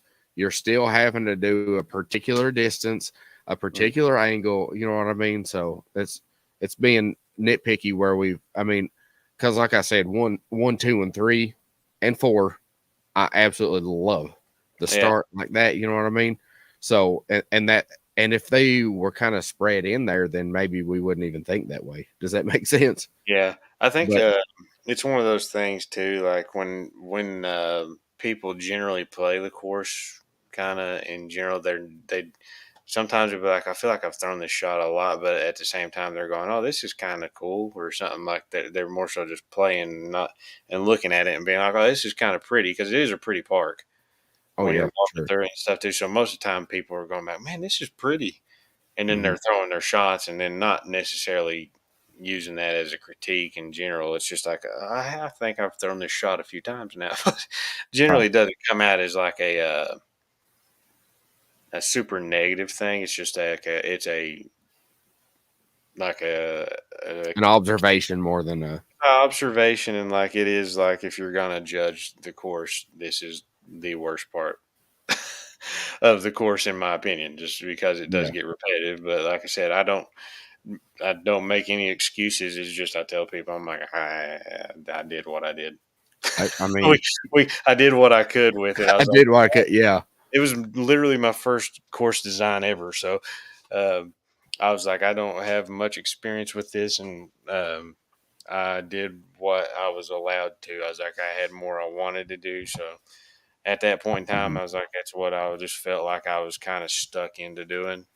So, it's hard to tell on camera, but like a picture and stuff about it. So it does look a little bit different when you're in person, but in general, Mhm. it gets really small at certain parts, and you're just like, I don't know how to get back without pushing it somehow. And I'd say too, the reason a lot of those holes too don't play like on a hyzer is when I was designing, I was trying to keep the walking path in mind because it was Mhm. so. I know just some people are just not thinking about walkers; they'll just Right. throw. I will Mhm. not throw when somebody's walking. Mhm. I've went through that. I think I've said that before on here. Um, so I tried to pull baskets away from the most common shot. Mhm. Like that's why a lot of them ended right here because the walking path plays so close, or either another hole's on the hole. I tried to make the ideal shape something that goes away from that hole or the walking path, and then on the way back, it reverses a little bit. So I'm like, the most common shot you're going to see is somebody throwing a high backhand, righty backhand, and the Mhm. walking path's on your right. So it changes. It starts to flip over a little bit more to where you start seeing that as well. Right. So And I was going to say that honestly is arguably the most important aspect of the course design is to make sure other park goers are not, at risk of being hit because it's better, in my opinion. We talked about the past four holes were similar in play, but it's better to have four holes that are similar in play than to have a completely different course design, somebody get hit and then have the course pulled and have no holes of disc golf. yeah, because like if I designed it the way I really, really wanted to design this one, was I had like a 400-foot shot that I wanted to do that was in this field area, like 7 and 8, that was Mm-hmm. going from this side all the way to the other, and I was like, I don't even know how to. I was like, do I just put this hole in and make a long walk? Like you play like hole 12, and then you have to walk that whole stretch to get to 13. And then I was like, you know what? I don't think putting a 400-foot shot in on this stretch is going to be smart because somebody's going to try to throw a driver. So I was like, I need to break it down into shorter holes. So more than likely, people are going to be throwing slower discs if they do hit somebody in general, or they're not going to be throwing as hard as what they would be trying to throw for a 400-foot shot. So I really wanted that shot there. But I ended up telling myself, just don't do it because you're just tempting yourself and other people at that point Right. in time. And I was if like, you really want to play that hole, I mean, you can always go out there when nobody's out there and do your own safari. yeah. You know what I I mean, mean? So, I don't. I tell people, I was like, if there's people walking, just bag the safari unless it's just like one random person that you see every 30 minutes. Because that right. park doesn't generally keep like a ton of traffic on that. It's like Mhm. one every now and then. So, and it's very long. So, I mean, you can generally be like, okay, there's nobody coming from that way for a Mhm. while. So I can rip on something right now and not hit somebody. But that was what I was thinking, and we've done that. There's somebody local that's made like a safari, like pro layout type of deal, to where you play some like really long holes. But I just tell them, I was like, if I'm with you, and I was like, there's people walking, I'm not going to be throwing Right. holes. I was Yeah. like, you can all you want, but I'm not going to be doing it. I've went through it, and I'm just not doing it again. So Well, hopefully they're not going to do that when someone's yeah, throwing or when yeah, someone's walking. You know what I mean? That's kind of common sense. I would hope at least. You know what I mean? I can't speak for everybody, but I would hope that's not happening out there because I mean, there's potential for the entire course to be pulled if someone gets hit. You know what I mean? So. I actually, it's not been done before, but I initially had told them that I wanted signs put on all the things that said yield. I guess in a easier way to say it, just yield to walkers. Yeah. Or do not throw if there's somebody walking towards you. Wait Right. for walkers to clear or something, just because of that region. But they've not been put up. I think it was just one of those things I told them I wanted on there, and then it got forgotten to get signs done. But I was like, I want those everywhere. Flying discs, signs, and stuff up. But I mean, like I said, it's not the most like popular. It's just not like a very dense area for a lot of people. So I mean, you see people walking, but it's not like a constant like thing. So I don't think anything's happened so far. So that was the thing. And it's a big park too. So I remember. I mean, there's like what 4 or 5 baseball fields before you even get to the course there. So Yeah, I mean, they've got a bunch of stuff at that park. It's like a uh, complex, like a sports complex. complex thing. Like, yeah, they got baseball. They got some basketball courts. They got like freaking tractor pool Yeah. places, and they've got the main area. They've got horse corrals, and because they do a fair, I think they use it for a fairground too at some point. There's a trailer park, or not trailer park, RV park right in the middle of the park. RV park over there where you can park your RVs and stuff. So they got all kind of stuff at that park. But yeah, I mean, it is what it is. Yeah. But I'm hoping that we do improve it with the stuff because they said they want to, because we told them changing the course up some would allow us to potentially do some tournaments, or at least some low level type tournament stuff, either PDGA leagues or something like that, to get it going. Because right now we just told them like at the restriction, like too much stuff condensed on top of each other to have a big amount of people coming in and throwing. It's just going to be chaos with like a full field if you manage to get a full field of players out there. But if we fix those 4 holes, I think that would get kind of lined out to where you could have it work.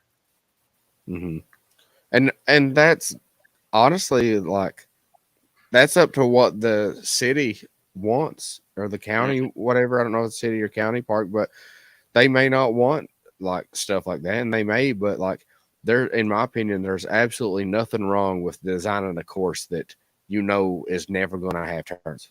You know what I mean? It's just there's courses that are not tournament courses. That's all there is to it. That's fine. I mean, you could do that. Doesn't stop you from doing weeklies or doubles or something like that out there.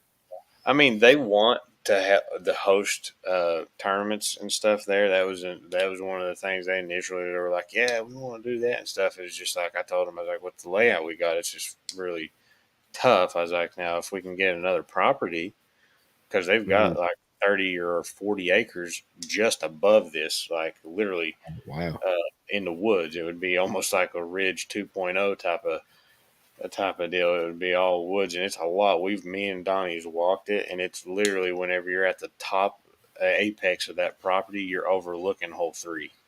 You're on the top of the mountain. Oh yeah, you told me about that. Yeah. So I've got videos and pictures of that stuff, and so I mean, we never know, that might still be a potential if they really, really, really want to push in, and then it would make it really cool because you could actually get this course to a part to where you could actually kind of have a double field and have like lower levels playing Leeman, pros, advanced and stuff playing the harder wooded course. So if we could do that, that would be cool. I just don't know how quickly or if it'll happen, but they did let us look at the property before, so we shall see.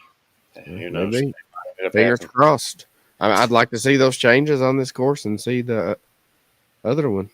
It'd be really cool to have that one up there. Like I said, 2 18s in literally almost one spot.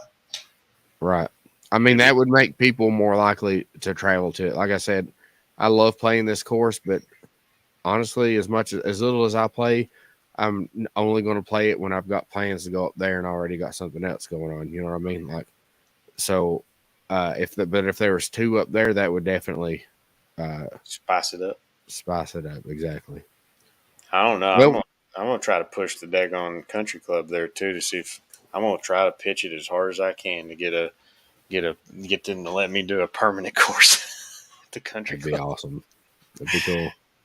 Yeah, Well, I think we kind of went off the rails on hole 8. constant off I the rail. think There are no rails, which is a train. there's no rails. So I'm going to say like this. Once again, it's another one of those that are Yeah, uh, similar. It's not a bad hole. It's just not one of my most aesthetically pleasing and not one of the most challenging aside from distance control. So, yeah. anything else about this hole or No, 30 more minutes of discussion that we can talk about for this? no. We'll get to that on hole 9. Let's hold I that for feel hole like 9. I feel like we've talked about this hole for 4 holes.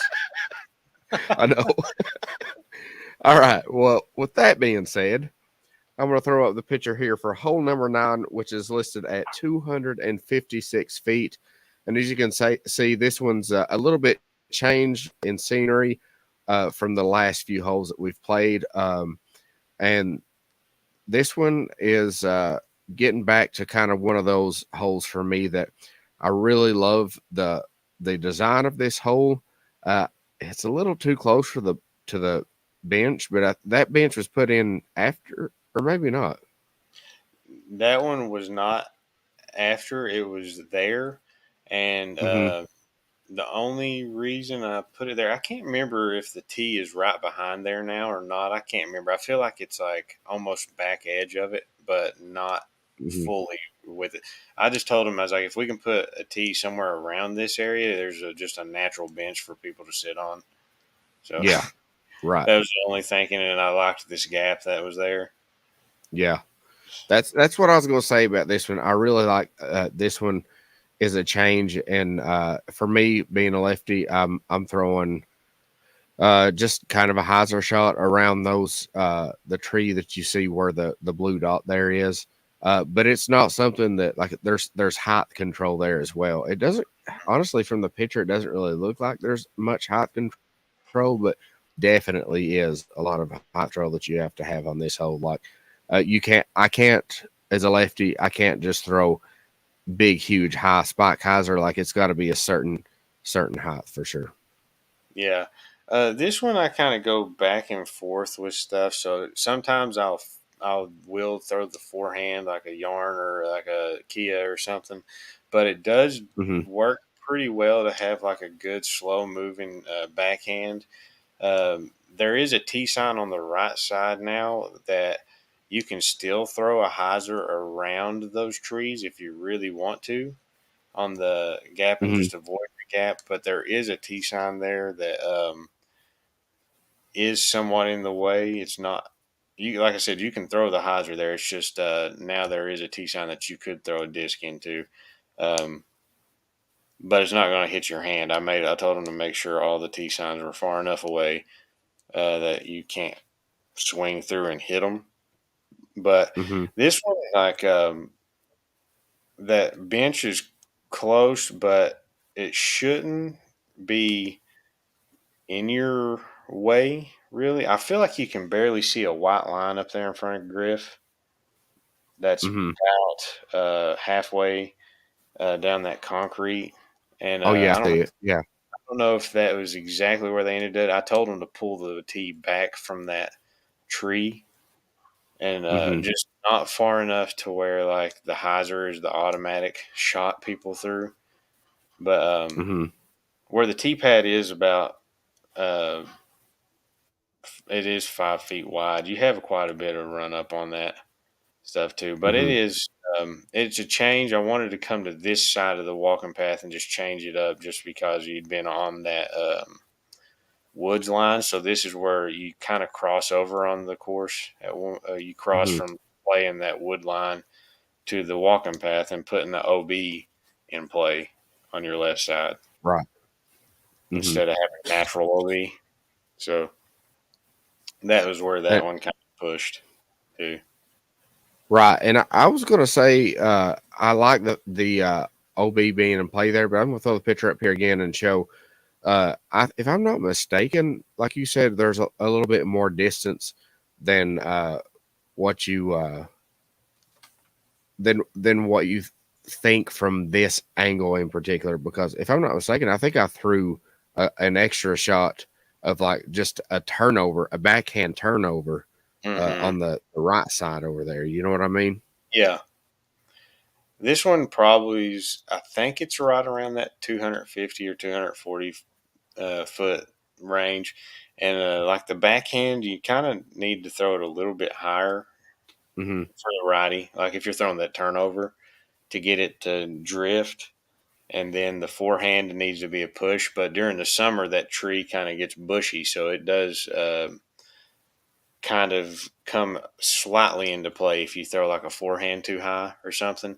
What I Oh, okay. used to do is I used to throw a putter pretty hard and try to hug that last tree on the right and Let me just try get a that. slow drift. Because if you go kind of straight on this one with the putter, you can get in the circle without it Oh, going okay. really far right. And there was a few times where I was just like, I just want to have fun in that gap that you actually have the circle in. I used to throw putters through that just for fun, just to make myself hit different gaps Oh, wow. and That sounds fun. hyzer and just throw them on hyzer and just kind of get a flip up, kind of like straight putter and do that. So I would throw something like a Takapoo or something now like that on hyzer, a little bit more power, get it to flip up and just have a little bit of a fade out to the left. So I used Mm-hmm. to do that just for fun and stuff, just to test different gaps and angles of release. That is another good thing about this course with the placement of some of the trees on these. Like this one, just looking at it right now, I can see like the a little bit higher lefty hyzer shot with like maybe the more overstable, like an atomic Kotaku or maybe a mint Pekka Pekka, Huya, anything like that. I could see like a soft backhand lefty roller Mm-hmm. on this one. I can see the turnover shot, like maybe a P walk on some hyzer to the right of this first tree, let it flip up and go through. And I could even see a big sweeping Anheuser shot for the lefty. So it's like, I love the fact that there's so many different angles you could attempt uh, on this hole for sure. I really like that. Yeah, it's a fun one to throw and get out, and usually it is one of those ones too. Like you miss it up, and you're like, man, I don't need to throw another one. That's just, I didn't throw that right, or Yeah, something. One of those ones where you can, I think he said, empty your bag hole. Uh, exactly. Yeah. it can happen sometimes if you're just out there messing around, especially if you're by yourself and you mess up the shot like 2 or 3 times. You're just sitting there like, I gotta throw this thing right, Hmm. throw this thing correctly. I'm pretty sure like maybe not the first time we played it because I think this is about where it started raining. But No, I'm pretty sure last time we played it, we probably threw 5 each just for fun. You know what I mean? Like trying different lines, the Anheuser line and all that. Like that's one of my favorite things about disc golf is just trying different lines like that. Like so, this is a good hole where you can do that and have so many different options. But you can't just throw like you still have to hit the exact line that you're thinking of. You know what I mean? Like yeah, you got to pick a line. It's easy to like. They're just there enough to where you have to pick the line and throw it. You can't just like. You might be able to get away with one of them, like if you throw a backhand Annie and you accidentally rip it and go through that one gap. yeah. That I'm talking about for fun, you might be able to get away with that one. But if you don't commit to the Anheuser or something, I've seen people go OB quite a bit or roll a forehand over. You're going to go OB or Hmm. something. So, I mean, there's a lot more that can happen.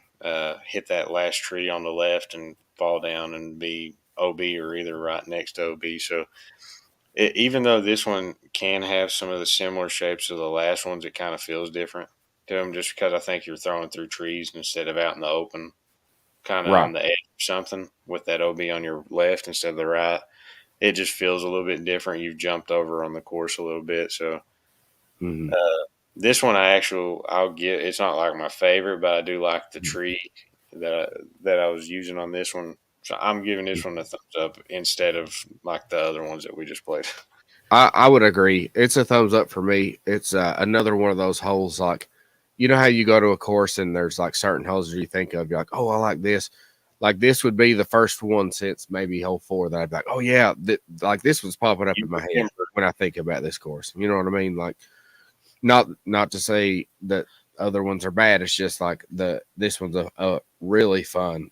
Just like Mother said, I mean, it's an empty bag hole. It's fun. It's fun disc golf. You know what I mean? I do want to ask, have you ever tried like like a forehand roller? This one for the ride? I haven't tried it.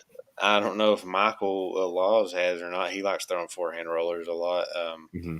I've never tried it. I just generally don't think about those. If I'm thinking about a forehand roller, usually I'm in trouble. Oh, okay, yeah. It's just one of those things. I just don't go to it a whole lot. I used to a little bit more just for Mm-hmm. fun, but just when I don't know, I've got my head in such a space now when it comes to disc golf. Is like I don't have a hard time like having fun with shots, but I have a hard time like getting myself to try shots that aren't practical sometimes to what I would implement in a tournament Mm-hmm. of a tee. So like I never throw forehand rollers off of a tee or anything. So when I stand on a tee, it's never comes up to my head to throw. That's my scramble shot or in trouble shots. Mm-hmm. I've just done that to myself now. To like sometimes I'll throw backhand rollers or something because that's just more practical to me for a tee shot. Mm-hmm. It's just one of those things. I never even thought to even attempt a forehand roller on this hole just because it's just not popped up. Well, it's weird that I even asked that because I don't I never do forehand rollers either. Like I just don't. But You don't even for some reason, looking at this hole, yeah, I don't even do forehand hard. But like for some reason, looking at this hole, it like I see a forehand roller being a possible option there. I'm gonna say though, talking about forehand, I don't want to stray too far away from this course, but this weekend, I threw a lot more forehands than I usually have. Just little pitch shots, not like drives or anything like that. I did throw yeah. one horribly bad forehand that Amanda literally laughed at me on, which is on video. Worry not. But Oh but my god. like little approach shots, I was throwing some pretty good. Ask my boy Jared Odell. Like I played around with him yesterday, a couple rounds with him yesterday, and that yeah, I was getting some pretty decent little forehand chippies there. So I'm kind glad. of And excited about it. your neck wasn't hurting? Not really. It was. I mean, on a couple of them, I kind of felt a little bit, but it was more like of an uneasiness rather than a hurting. You know what I Yeah, mean? So, you're more nervous about it than it is actually right. hurting you. You're like, is that gonna hurt? Yeah. That's good though. I'm glad the back's kind of healing up. My doubles partner's been. We got some doubles we got to try to battle some people with at Oh, some yeah. point. So, We need to get that going. Like, I know, like well, now. as far as hole 9, like, was that? Yeah, that was 9. Yeah. So, uh, like we both said, thumbs up. This is a good one. And it's also just a good one to finish on, like the 9 holes. Uh, just thinking from 9 holes perspectives, it's like you think of this one and you're like, that was a fun 9 holes. You know what I mean?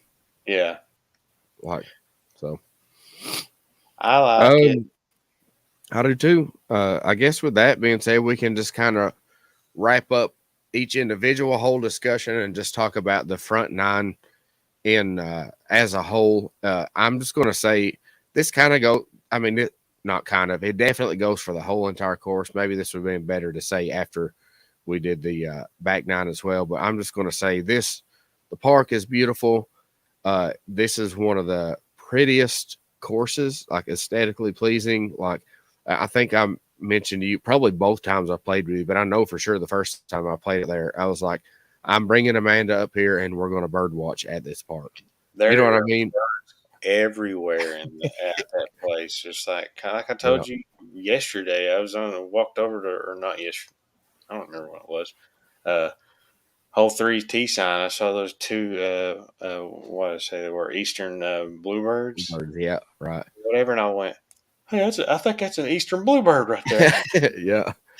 And It's they were just flitting around on the T signs yeah. right there on hole 3, and I was like, hey, that's cool. It's There's birds all over the place. You just walk and you just hear sounds. I know you just sit there and go, oh yeah, for sure. I love it, man. they Like are, but yeah. uh it's a beautiful beautiful land, you know what I mean? I just said it's a beautiful land. It's a beautiful piece of land. The park's pretty. There's a lots of other stuff you can do at this park as well, which is a very good thing, you know what I mean? Like I'm pretty sure I saw some horseshoes up there as there well. probably are. Yeah, Yeah. I think there probably are. I can't remember where they are, but I know that there's some just random stuff all around the place that you can do. I mean, you can play basketball, you can eat. They got like Yeah. what, a billion. Yeah. You can get you Bird some, watch. yeah, I'm, bird watch. I'm Yeah, going to eventually talk all the commenters here and viewers of the podcast into bird watching. It's fun. I'm trying to get Delp in on it. I mean, he's already spotting eastern bluebirds. I've just never went and actually bird watched. I look and I try to figure out what some birds are. I've just never went Mm-hmm. purposely, just only looking at. I just never have. I just don't know. Oh, I've been you to an will. apiary before, and it was cool. Oh, that sounds fun. Yeah, there was like white peacocks and stuff just walking around. You could feed them. Fun fact. I'm going to spit some facts on it, some birding facts here. Uh, did you know that the peacock is, that's the male version, much like chickens? The cock is the male.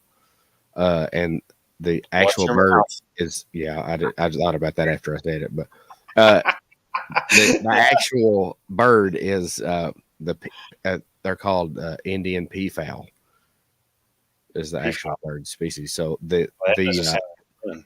it's the peacock is the male, the pea hen is the female, and the babies are pea chicks. Pretty cool, right? I never knew that until a couple years ago. So I did not know that because I've never been told that, even at the aviary. you're welcome. You should work there. Tell them to shoot me an email. I'm I'll gonna do go it. back just to tell them, like, hey, that is a peafowl. That's a peafowl. That is an Indian peafowl. I think there's other ones besides Indian ones as well, but still. Anyway, that's enough bird discussion because this is the whole discussion. I'm just going to say the front nine. Favorite hole. We didn't do that. Still hole 3. I'm just going to say 100% hole 3. hole 3. Yeah, it's just Me. beautiful, very fun to play. And I want to say this before we get too far off, but hole 3, I would also one day, I might have already mentioned this to you, but I would love if there's no one else at that park to play from where hole 3's basket is down the shelf to hole 2's basket. Oh yeah, That'd you be a know, fun hole. there's a we actually have a safari hole that was something like that that guy made. It was like a pro layout hole, and you played from 3's short tee to 2's basket. Oh, that'd be fun. It's a hard shot. I almost threw a disc in the water because he's like, oh, we got to go for it and throw over the bridge. And I was like, well, that went in the water. And we got there, and it was just like hanging on just by like a couple pieces of grass on that side. It was a very hard. I also played a 1,000-foot hole at that course from hole 1's tee to 3's basket, and that was really cool. Oh, that'd be fun. It's a lot of position because you got to get yourself lined up for that shot for going across the river. And Yeah. it's a lot farther than what you think once you start playing it. You're like, wow, I just threw 2 full power shots, and I'm still short of hole 2's basket. So what you're saying is for me, I would throw 7 full power shots and then go swimming in the creek to get my disc back. Yeah, maybe. I don't know. He said, I think we played it as a par 5. I actually did it as a video on my YouTube a while back. I like labeled it like the longest hole in Southwest Virginia or something like that. And oh wow. and we played it, and I think none of us parred it as a par 5. Oh, There's like 3 of us. I think we took like a couple 6s and like a 7 or something like that. oh wow. it was very very parable, but we just messed it up. Mm-hmm. It was fun. So it is a good place. Like if there's not people out there, you can get some fun little safari holes in and stuff. So Right. I mean, you could always go really early and just, not maybe not people. The people you're gonna have to worry about really early are those crazy bird watching people. So yeah, you. I'm out. I'm already out there. Every Friday. All right. Well, I don't have really much else about this one. It's the front nine. I like it. It's super fun. Like we already mentioned, it's not going to be the most challenge, most test your test your skills, but it's definitely a fun. Get out there, get you 18 holes of disc golf in, and make your putts. That's the name of this course. Make your putts. You know what I mean? Yeah, definitely. It is. Definitely making your putts on this course, getting yourself in the circle and making putts is the best way for it to go down. Right. For sure. All right. Well, I'm going to throw this picture up real quick just to show some of the listeners here. This is the back nine.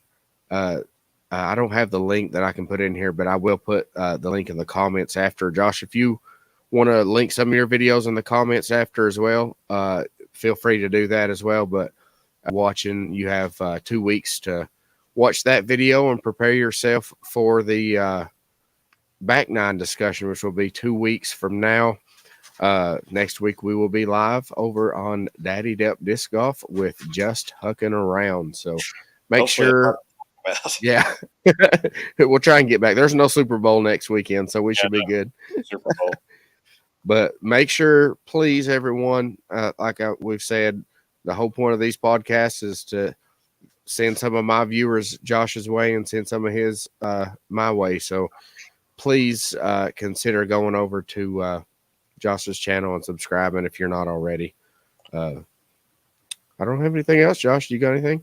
That's it. Just thanks for joining in with us and talking and listening to us ramble some. And yeah, the middle part of it might not have been the most exciting, but it's still, if you get the chance, come see it with us. Right. Have Hey, an in-person experience with it. Just let me know what you think about it.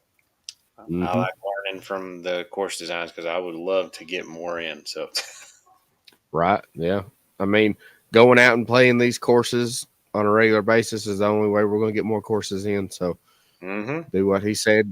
Go out and try this if you're in the area or even anywhere around the area. I'm like an hour away and I've played it twice, maybe over an hour away, and I've played it twice, and I will be playing it more, and I will be acing hole 5. I hope so. On video. Maybe I'll go and get it on video first, and then.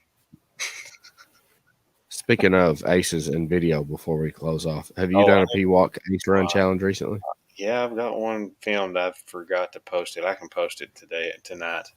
I got one that I filmed today. I'll be posting tomorrow. Trying to get back on that every Monday situation. I gotta remember to do it so I can get mine up tonight probably and have it ready for tomorrow.